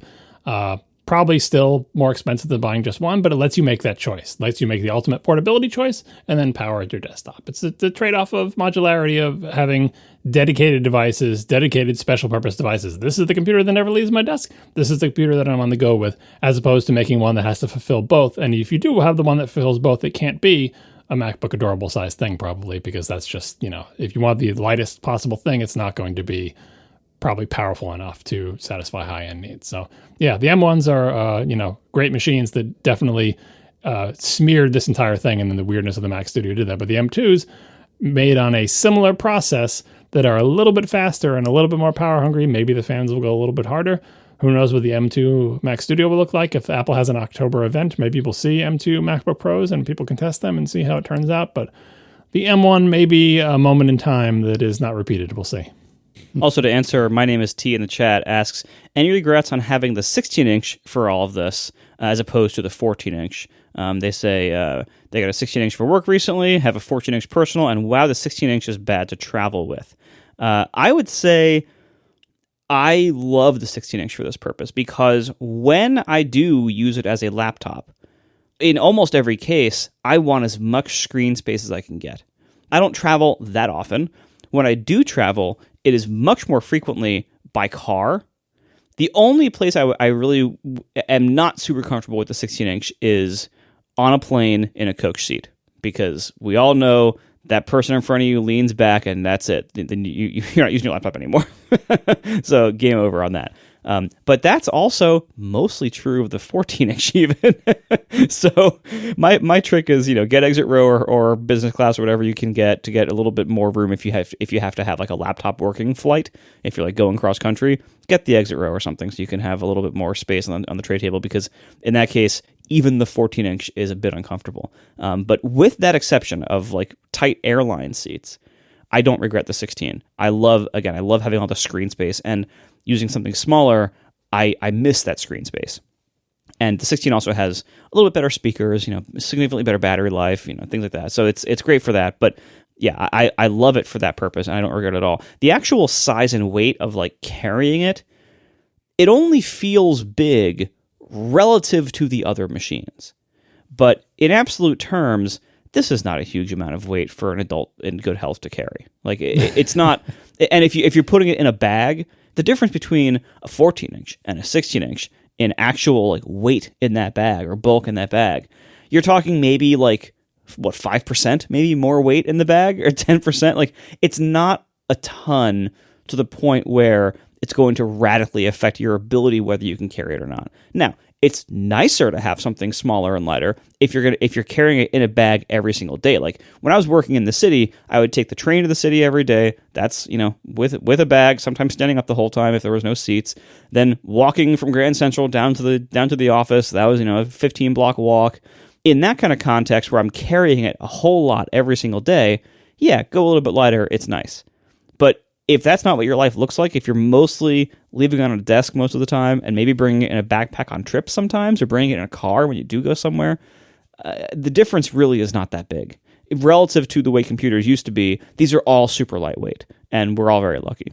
So anyway, I'm very happy when I'm using it as a laptop. I'm very happy that it's a 16-inch, because I really do appreciate having infinite battery life and the giant screen. One more thing on the getting to the power button when you're in clamshell. Obviously, bolting the Mac Studio into the desk makes it awkward to get to the power button too. But the reason I needed to do this recently was, and I was reminded of this as I was about to do it the old way, booting into recovery mode. I had to do it because I was trying to uninstall a Wacom tablet Kext that like SIP was protecting or something. So I basically needed to reboot into single user mode. I'm like, oh, no problem. I'll just restart and hold down Command R. Oh, that's not how it works anymore. All of the ARM based Macs, to boot into recovery mode, you have to hold down the physical power button until a little thing comes up and says options, and that lets you boot into different stuff, right? You can't just go to the Apple menu, hit restart, and then hold down Command R or whatever of the umpteen different key combinations that you would use to enter recovery, single user mode, all that stuff. All of that is behind holding the power button. So no matter what kind of computer you have, even if it didn't crash, even if you're not hard rebooting, if you ever need to do something that requires booting into recovery, and it could be something as simple as uninstalling a piece of software that was probably installed so long ago that system integrity protection didn't even exist, and somehow it got like shoved into a place where I can't delete it even as root, you're going to be finding that power button. Finally, Andy Hyde writes, why does router range matter? Many models of router advertise varying coverage areas. Shouldn't the limiting factor for Wi-Fi range be the power sipping client radio's upload range, not the router itself? I don't feel like I've ever paid any attention to this. Is this a thing these days? Is range for routers? They mean like a Wi-Fi router. They mean like, No, I know. Yeah, no, they tell you how big of a place, like how many square feet it covers. Like Eero will tell you if you have a home this big, get this thing or whatever. I just thought that was like a thumb in the wind, like order of magnitude thing just to get you in the right direction. I didn't think it was any sort of scientific anything. Well, I mean, it's not scientific because they don't know where your walls are. They don't know where you're putting it, but they're basically more range is better on a Wi-Fi router. And what Andy's asking is like, why does the product I buy from Eero, how can that influence the range? Isn't the limiting factor the transmit power of my phone or whatever, or my laptop? Isn't that the limiting factor? No matter how big honking router I get, it's not going to help if if my phone is so wimpy it can't transmit or whatever. And what I would say to that is when a router is advertised as having good range, yes, part of it is how much power they have to transmit, but the other part of it is how fancy and effective their antennas are. That may be because they're large, because there's multiple ones or whatever, and those fancy, more, better antennas are better at picking up the potentially weak signal from your phone or your laptop or whatever. So when they advertise range, don't just think this is how hard that my router can send the Wi-Fi signals out. Also think of it as how big the ears are and how it can hear the whisper of my phone when it's in the basement. Both of those things contribute to range, and that's why it does make sense for routers to advertise and work on having better range over time. Thanks to our sponsors this week, Trade Coffee, Kolide, and Memberful. And thanks to our members who support us directly, you can join atp.fm/join, and we will talk to you next week. Now the show is over. They didn't even mean to begin, 'cause it was accidental. Oh, it was accidental. John didn't do any research. Marco and Casey wouldn't let him, 'cause it was accidental. Oh, it was accidental. And you can find the show notes at atp.fm. And if you're into Twitter, you can follow them at CASEYLISS. So that's Casey Liss, MARCOARMENT, Marco Arment, SIRAC, USA Syracuse. It's accidental. They didn't mean to. Accidental. Tech podcast so long. All right, so this is not a sponsorship, an advertisement, whatever, but it's going to sound a heck of a lot like one. So I had the opportunity recently through various events to get a little bit of Sonos hardware at a pretty good discount. And I had really wanted a Sonos Arc, which is their soundbar, for a long time, because it seemed like it was a cheap, well, it's not cheap at all. It was nothing they make is cheap. Exactly. I should have said easy, not cheap. An easy way to get something that is vaguely like surround sound into my house without doing a whole lot of work. And I have had like various price watching things, watching for the price of the Sonos Arc to drop at all. And I've been doing this for like 6 months, and they don't appear to believe in sales. Like they're like Apple. There's no sale, no soup for you. Please move along. I was, resisting spending almost, I think it's almost $1,000 for an Arc. I was resisting it. And then I had, like I said, the opportunity to get some stuff at a pretty good discount. And so suddenly, instead of just getting the Arc, I wound up with a whole surround sound system and a portable speaker. Because if you're going to save money, you might as well spend a ton, right? That's how it works. Something like that. The more you spend, the more you save. That's right, baby. That's I'm right. not sure that math works out, but it is a saying. Hey, it makes sense, right? So I ended up buying a whole bunch of stuff. Now, really quickly, the situation previously was I had a center channel and a left and right channel sitting on the mantle below my television because, as we all know, my television is up at the second story of my house, even though I sit at the first story. Not really, but that's what John would tell you, and he's kind of right. The television is above the mantle, and so on the mantle was a left channel, a center channel, a right channel. I also had an external subwoofer. All this was plugged into a receiver that was literally 15-ish years old. The receiver, I think it was barely new enough at the time to understand Dolby Digital. Like, Dolby Digital was the new hot thing when this receiver was brand new. This receiver predates HDMI, so it was not new at all. And I wanted to get rid of it. I wanted to do something different. I wanted to get an Arc. So I end up, and I'm sorry, this receiver obviously supports rear speakers, and I had rear speakers, but I hadn't installed them because I didn't want to run wires like under the floor, through the floor, under. We have hardwood in the downstairs, and so, I didn't want to like put something on top of the floor, so I would have to go into like the crawl space or something, or like up and around over the ceiling. I have no interest in doing any of those things. So I wanted to try this Arc. It seemed like the fancy lad's way to get pretty decent sound in all one unit. And so I wanted to get the Arc. I was too cheap to get it. And then suddenly I spent like 2.5 Arcs worth of money in setting up my fancy new setup. And I didn't really have a whole lot of interest in the Sonos ecosystem either. I didn't know a lot about it, but it seemed that it was, and maybe not competition, but I don't know of a better word to describe it, but in competition with like AirPlay, which I use all the time. I have this Belkin Soundform Connect that I use as an AirPlay receiver to get AirPlay to the screened-in porch, and then I use the Apple TV connected to the receiver when I was AirPlaying music or anything like that. And I didn't really see the point in trying to buy into the whole new ecosystem. So really what I wanted was a surround sound setup for the living room, and then I ended up getting a couple other things as well. So I ended up getting an Arc. I ended up getting a Sub Gen 3, which is their big subwoofer. They've also just recently come out with a Sub Mini, which is their little subwoofer, of course. And then 2 rear Sonos One SLs, I think. I don't know what SL actually stands for, but it basically means the non-smart version of the speaker, as rear speakers. So I have the Arc, a soundbar, a subwoofer, 2 rear speakers. And so now I have surround sound for the first time in 15 years or something like that. And then I also got a Sonos port to handle turntable and porch duties, which we'll talk about in a moment, and a Sonos Roam, which is their like Jambox-esque speaker. This set me back a considerable amount of money, even after the steep discount. But let me tell you, how everyone says that like Sonos is really, really good and it's like really awesome and super reliable and you should try it? I'm here to tell you, and I'm not being paid to say this, boy, do I wish I was. Sonos is really good, really reliable, and you should try it because I freaking love this stuff. Oh my God, it's so great. I am so mad that I waited as long as I'm not really because I saved a bunch of money, but I am, spiritually mad, if you will, that I waited so long because this stuff is so good. And it starts with even just the box. So it comes in like nondescript cardboard boxes because it would walk. Even though porch pirates aren't much of a thing here in Richmond, it would walk if you had a bunch of Sonos boxes sitting on the front porch. And so you take the box out of the shipping box, and the Arc in particular, I was so amused by this. And this is the first time that I've ever actually wanted somebody to watch an unboxing. And I will put an unboxing video into the show notes, which I cannot believe I'm saying this. This is how I'm so out of my gourd excited about all this.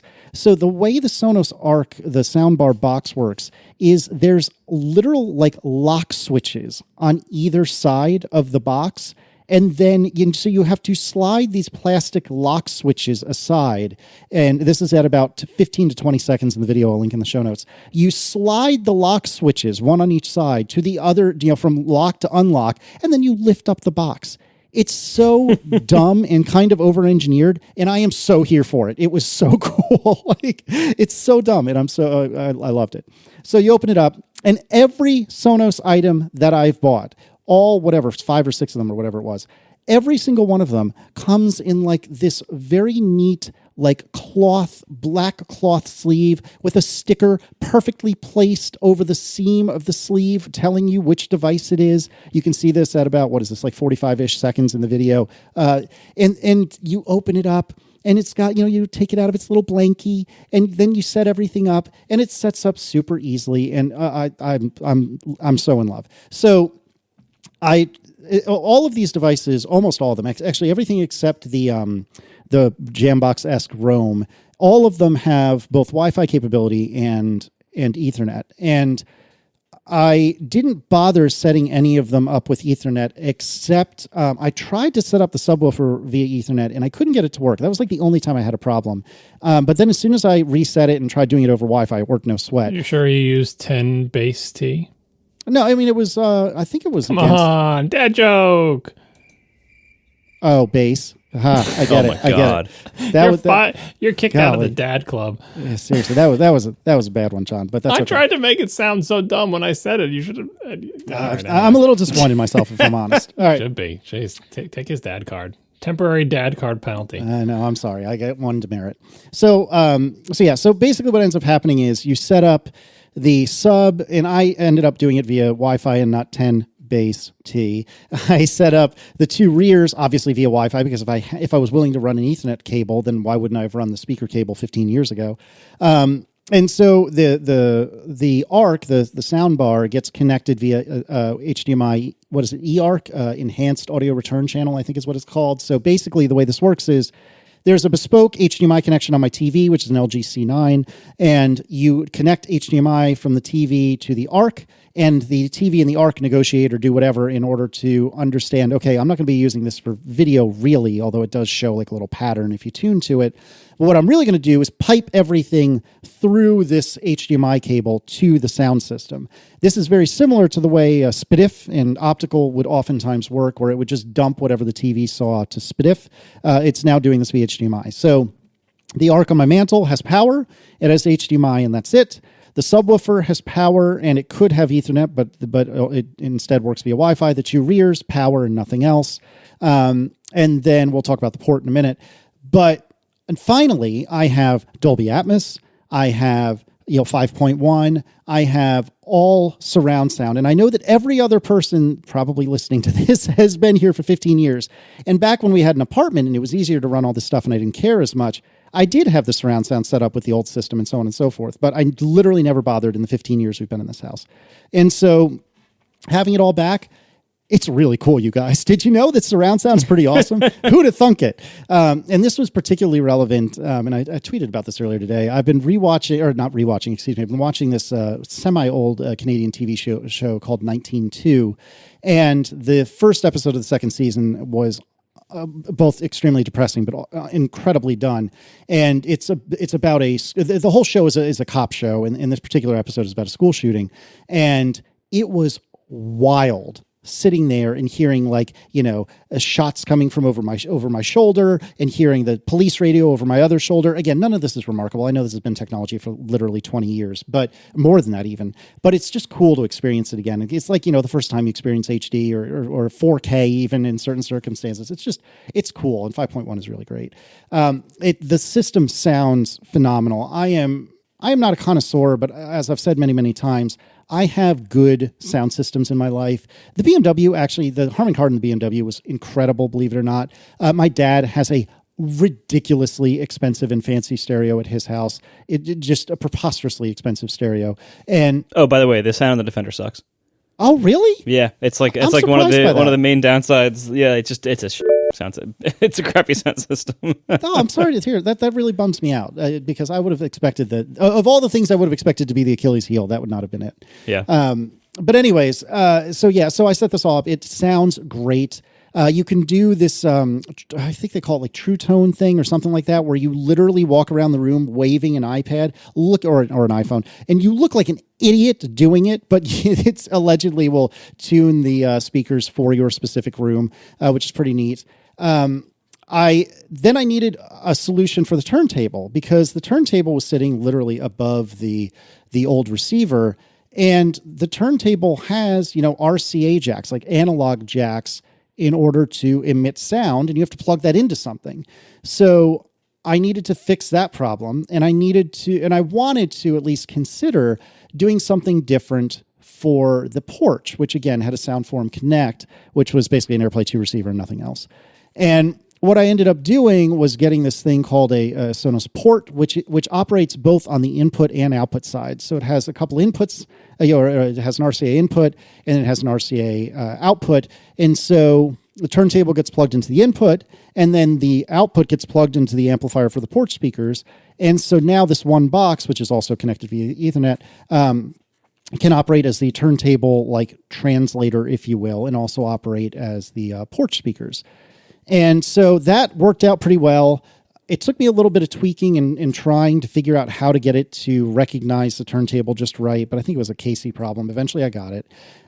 What's really trippy, though, if you've never heard a turntable, the way it works is there's a needle that touches the top of the record, and the needle vibrates. And then basically that sound just gets amplified in like 5 different stages, and that's what you hear. So if you have the sound off on your stereo and you play a record and you stick your ear up near the needle, you can actually hear the music. Granted, it sounds like garbage, it's quiet, it's tinny as crap, but you can hear the music.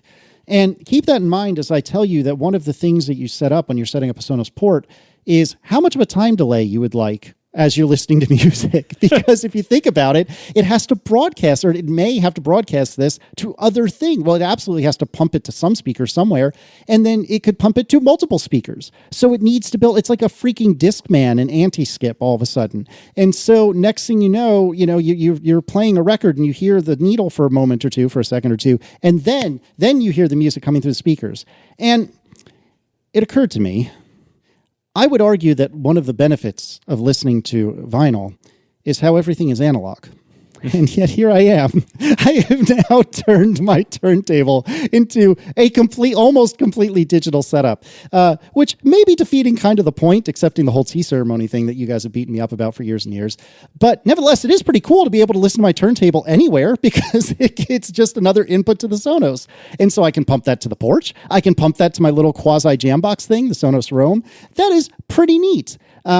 And so with that in mind, their app is not stupendous, but it's not bad. And it'll integrate with Apple Music. It'll integrate with Spotify. It'll integrate with SiriusXM. And so what's nice about it is I can go into the app without messing with the television at all. I can go into the app and say, okay, I would like to listen to SiriusXM in these 2 places, or I would like to listen to Apple Music in this place, or all of the places, and so on and so forth. And you can adjust the volume on the app independently. Also, all of these devices support AirPlay 2. I can't pump the turntable into AirPlay. That has to stay within the Sonos ecosystem. But anything coming into the Sonos ecosystem can come in via AirPlay. So I could AirPlay directly to the porch speakers. I could AirPlay to the porch and the living room. I could AirPlay to the porch, the living room, and the Roam. And it all works incredibly. I am so in love with this system, and I am so annoyed that all these dinguses that are always like, oh, you should get a Sonos. It works really well. It's so great. Oh, yeah, sure, whatever. I don't have $85,000 sitting around to buy Sonos stuff.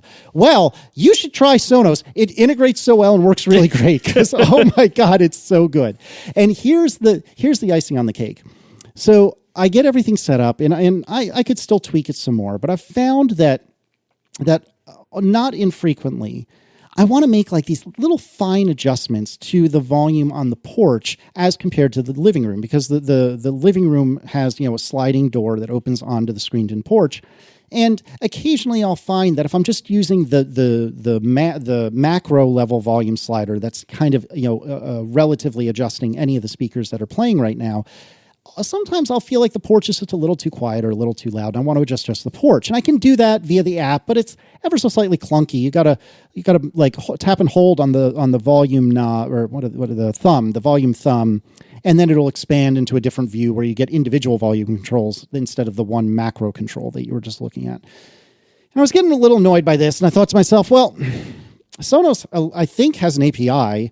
I wonder if I could write some sort of app and stick it on I don't know, maybe a Raspberry Pi or something like that, and make something where I can put a dimmer, like a light dimmer sort of control on the wall of the porch.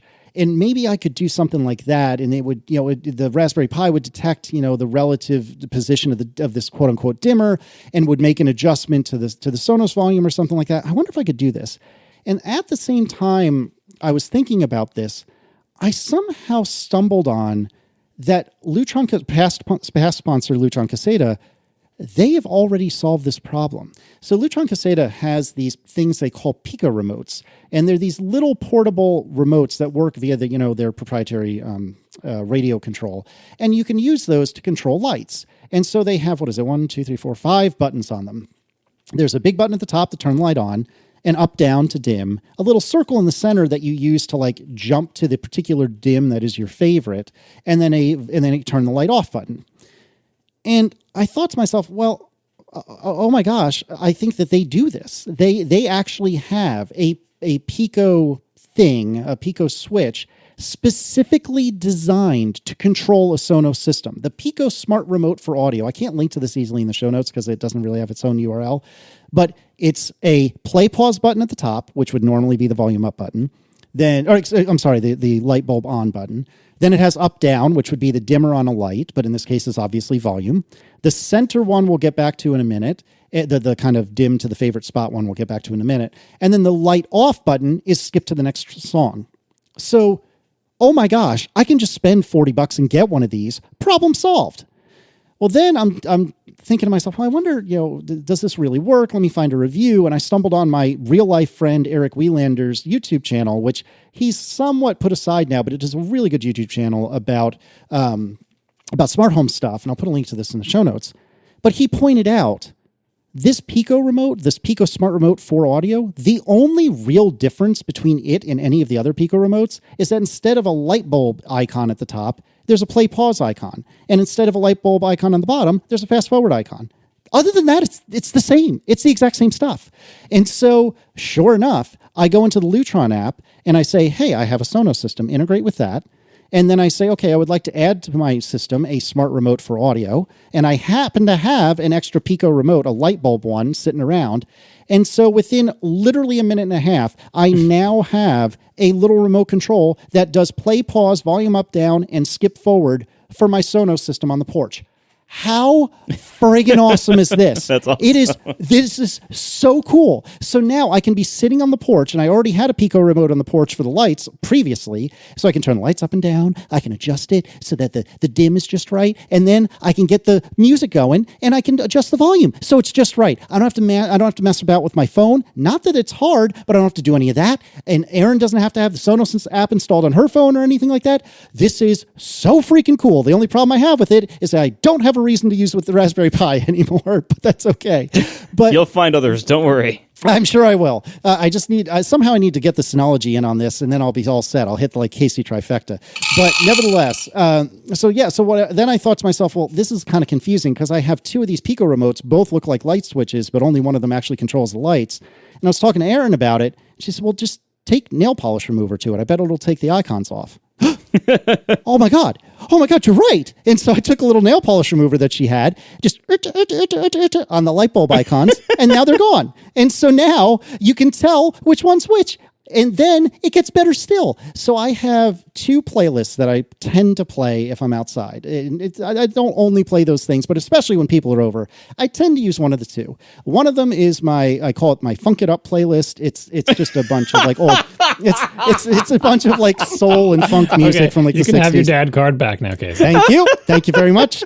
If I remember, I'll put a link in the show notes, but I'll probably forget. But it is, without hyperbole, this is the best playlist that has ever been made. And so it's all, like Stevie Wonder and Commodores and things like that. So anyways, I have that, and I have the playlists that we use when we tailgate, because that's just a bunch of random music, much more modern music that myself and Erin and our mutual friend Brian that we tailgate with, that the three of us have been adding to for probably 5 or 10 years now.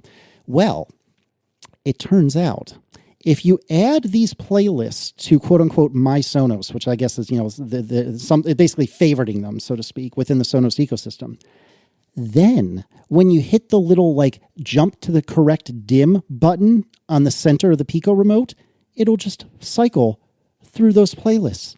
So I could be listening to nothing. My phone could be in another room, and I could step out on the porch, hit the little circle in the center of the smart remote, and boom, now I'm listening to funk. Now you're funking it up. I'm funking it up, baby. And then I hit it again. Now it's like I'm at a tailgate. And then I can turn the volume up and down. I can play pause. I don't like this song because Brian added a bunch of country. That's not really my thing. Hey, guess what? I just skipped to the next song, baby. Oh, this is so cool. This is so cool, and I love it so much, and I wish it wasn't $85 gazillion because I want everyone to experience this. It is so awesome. So if you're on the fence about any of this stuff, I swear to God, they have not paid me anything. I did get a discount, but they did not pay me anything. This was completely organic. They didn't ask for any of this. They don't even know I'm talking to you about this. It is so good. You've got to check it out. I cannot say enough good things about this stuff. Genuinely, like it is just so cool to have something that, with the exception of the small hiccup when I was setting up the subwoofer, which again may have been a Casey problem, everything has just worked. Do you remember when we used Apple products and they just worked? Do you remember that? I remember that. Now I bought some stuff and I spent a lot of money on it. Is this sounding familiar? I spent a lot of money on stuff that I probably don't need. Again, sounding familiar. And it just worked. And it was so awesome. And I really, really, really have been incredibly impressed by it. And the other nice thing is it is cool to be able to just go into the Sonos app and say, play such and such on, you know, the main stereo system, the living room stereo system, and not have to have the TV on. Is that a big deal? No, of course not. And that's how I was doing it for the last year or so. Ever since we went to the 4K Apple TV, I had to change out some stuff in the way the stereo worked. It's not important. But basically, once we went to the 4K Apple TV, if we were listening to anything in the living room except the turntable, we had to have the TV on because it was the Apple TV that was driving it. And now I can just go into the Sonos app and just have it play SiriusXM or Playlist or Apple Music or what have you, and play it to any one of the speakers that I have set up. And it just does it. And the TV can remain off, and it's fine. And it's so nice not to have the TV on. Even though, like, I love the Apple TV screensavers and all that, it's just nice not to have that on and worrying about any of that. And again, if I choose to AirPlay, that works flawlessly. That's not a problem. But now, you know, here it was when I didn't know much about how the Sonos stuff worked. I thought to myself, I don't want to have another freaking ecosystem in my life. That's the last thing I want right now. But now that I have it here, I find that I'm almost never AirPlaying, and I'm actually jumping in the Sonos app and just saying, you know, go play this on such and such a speaker. And it's been working out so well, and I'm so pleased with it. And now I'm going to turn into like the average Tesla fan, or really the average Sonos fan. Oh, have you heard about Sonos? Let me tell you about Sonos. Did you know how great it is? Did you know you could integrate with Lutron Caseta? Did you know you could do this? Did you know? I'm now that guy, and I'm sorry, but it is so good, and I'm blown away by how good it is, and I am so overjoyed and happy with it. I'm now I just want to buy all the things. I don't have anywhere else I need speakers. I want to find a reason to get more of these stupid things and put them places because it's so great. Now, Marco, you had tried it in the past, right? And you were not as impressed. Am I right about that?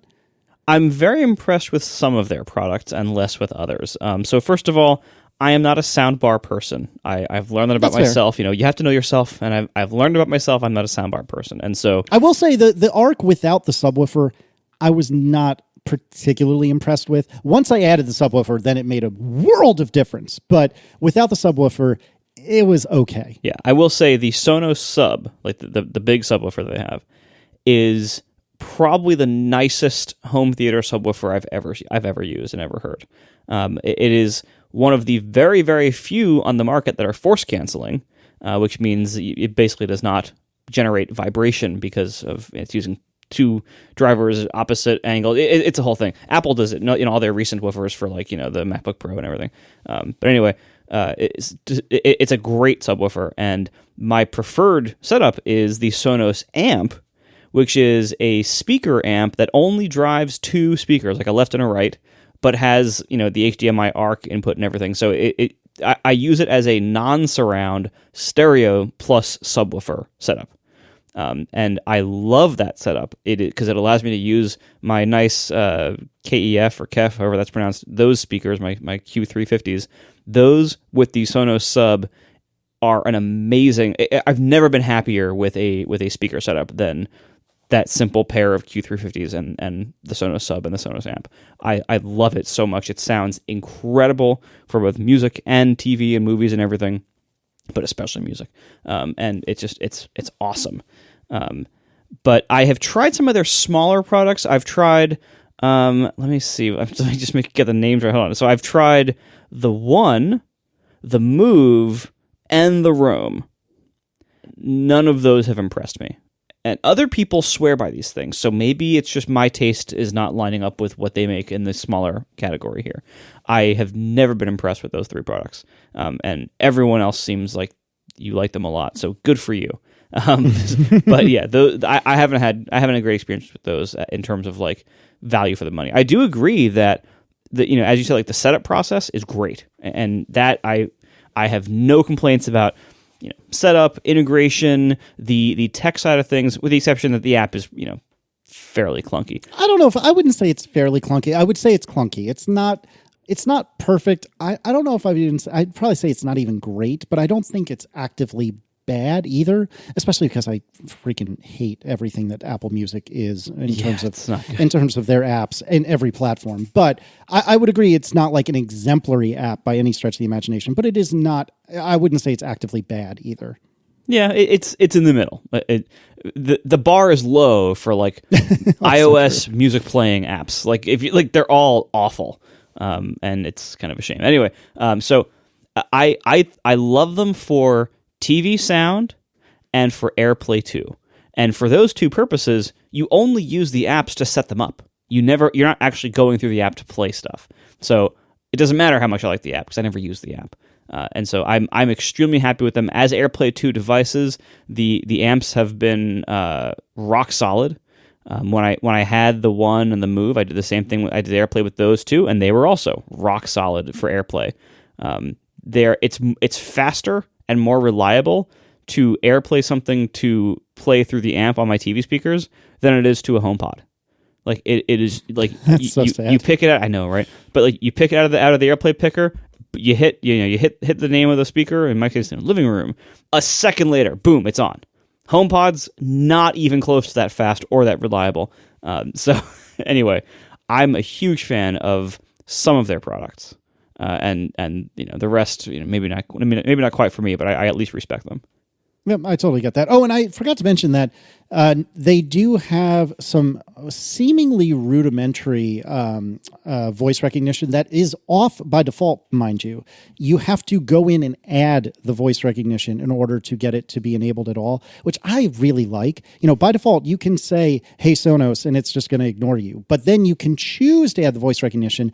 And if I understand this correctly, all of the voice recognition processing is happening on device. There is no cloud component. But that also means you can't just ask it arbitrary queries. You have to you can ask it like the time, for example, but you can't ask it anything complicated like you would any of the other tubes. I don't want to say their call names or whatever. But you can add them as well. Not as well, but instead you can add Google Assistant or you can add the Amazon one thing. Yep, that's true. I haven't tried that, but I am aware that is something one could do. What's really great about this is that it's all on device, so it's pretty quick. It seems pretty reliable because the problem set is so small. What's his name? Is it Gus Fring? What was the guy from Breaking Bad? I forget the actor's name, but he's the one who talks to you, which is kind of funny. Really? But that's awesome. Sounds kind of threatening. Yeah, right. It does sound a little bit threatening, but nevertheless, it's a very distinguished, or a very recognizable voice. But that seems to work well, and it does handle semi-complicated requests pretty well. Like I've said to it, hey, Dingus, stop playback on porch. And I've said that in the living room. And it's been smart enough to say, okay, I'm going to continue the playback in the living room, but stop it on the porch. And that's just a silly example, but it's stuff like that. And that seems to work really, really well. And I've been really impressed with that too. The Roam is, again, their Jambox-like thing. I like it a lot. It sounds really good to my ear, given what it is. So I am unquestionably grading on a curve.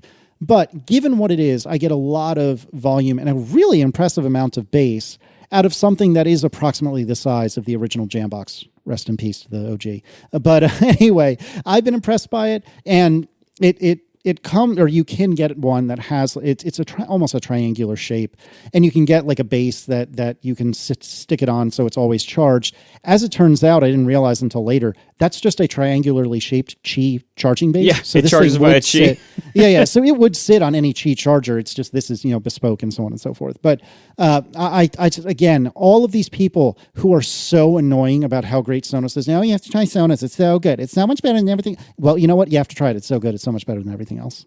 Yeah, Sonos is what Apple should have been. Like it. Yeah, Apple's speaker efforts should be like Sonos. And frankly, I'm shocked Apple didn't buy Sonos at some point in the past, because they've had a number of down times financially. Like I think before they really leaned heavily into sound bars, they were in a bad state. And it turns out sound bars are just cash cows for everybody. So that's kind of saved their butts, I think. But they were in a bad state for a while, and they could have been bought for a song, I bet. And Apple didn't. And it on one level, I'm happy Apple didn't, because now we have an alternative. Like if the HomePod lineup keeps getting crappy or staying crappy or being buggy, then this is the next. This is where to go, basically. Like this is your alternative to it. And it's not as good in certain ways. It's better in other ways, but at least it's a good alternative. And I don't see I don't see Apple getting this good, which is a shame, because I think if Apple brought their audio engineering expertise, like the actual the speakers, the drivers, the enclosures, they kick Sonos's butt.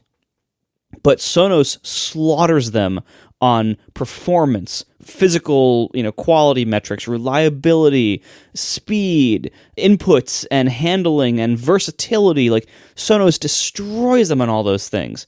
Apple just makes better sounding speakers. And I wish they could, I wish there was something on the market that combined that, whether it was Apple, Sonos, or something else. But in the absence of that, imaginary solution that combines all the best things of all these things, yeah, they're pretty good. Fair enough. John, have you ever played with any of this? I don't recall. Don't you have a Roam or something? I got 2 Roams now, actually. So my wife wanted one, or she was using mine, and I said, "I'll just get you your own." You can actually hook them up in a stereo pair, which I thought was funny. We're in a stereo pair of 2 little That's Roams. awesome. Yeah. But I still use mine as my shower podcast thing. She uses it as her little office radio, essentially, just to play music in her basement office.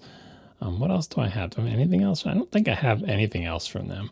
And it's weird because the Roams are basically off all the time when they're not in use. So launching the app just shows you don't have a Sonos system. I can't connect to your things, and you got to turn them on or whatever. So I'm really not using it the way it's intended. But I was hoping your glowing review would convince Marco that watching television and movies in stereo is barbaric in this day and age, but apparently not. So there is no chance. I love my setup way too much.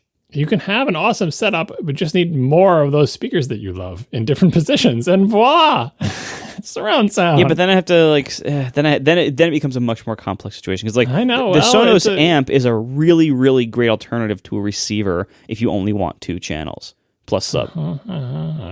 But you think you only want 2 channels, but apparently Casey and I cannot convince you that having more than 2 channels can be fun. And every modern television but show, I've had it before. I had it when it was new in the late, was in the 90s or whatever the early hell it 2000s. was. Yeah, look, 3D TVs existed for a little while, then they stopped because nobody cared. Surround sound is not a fad. Every television show and every movie is mastered for more than 2 stereo speakers, and if you got them, it would. How is surround sound different from 3D TV? Because it's a thing that people like and it's not going away. I mean, that's fair. let me. So my experience with surround sound was way back in the mid 90s. My dad, again, super audiophile for all the good and bad that comes with it. He not only spent $1 bazillion on the stereo, but also put together a surround sound system for our main television. We were the only people I knew with a Laserdisc player, the whole rigmarole. Early surround. I don't know if this is true, but it seemed to me that the original surround sound was just, let me guess what's coming from the back. It didn't seem like anything was mastered such that this sound needs to come out of that speaker. It was just, let's take a guess. Oh, just ambient noise that sounds like a crowd. We'll just pump that through everywhere. That must work, right? And occasionally it would guess right. And in Top Gun, you would hear a plane go from behind you to in front of you as the same thing is happening on the television. When it did click, it was amazing, but it was very rare. Now, it is clear that, depending on what content you're feeding all of this, stuff is mastered for 5.1. So it is mastered such that and this is what I was saying earlier, I want the sound from this walkie-talkie in this cop show to come from the left rear speaker. I want the scream from somebody getting shot at coming from, this is a terrible analogy, I'm so sorry, it's just the most recent example, is coming from the front right speaker, and so on and so forth. So it is a very different experience than it was years ago. And I don't even remember, I'm probably wrong, but I don't remember Dolby Digital being this good. And maybe it was, or maybe it's just that mastering has gotten better over the years. Well, it's but both. It is. Fair. Mastering has gotten better over the years, but also the original surround sound formats, like the actual audio formats, were less able to represent perfectly discrete things. Like they were like simpler, lower bandwidth and everything. Modern formats now, like they individually represent all the different channels and separately encoded, and they can have they can encode positional information so that way like your system can adapt to how your speakers are actually positioned versus how the sounds were intended like in a giant soundscape. Now they're really advanced. Back then they were simpler. Yep, I totally buy that. And I mean, in the defense of Marco, I spent the last 15 years listening to stuff in stereo, or with a center channel that probably wasn't even used half the time. I don't think it is absolutely compulsory, but I will say, without question, it is a much better experience to have a full 5.1 setup than it is to have just stereo. Again, not required, but way, way, way better.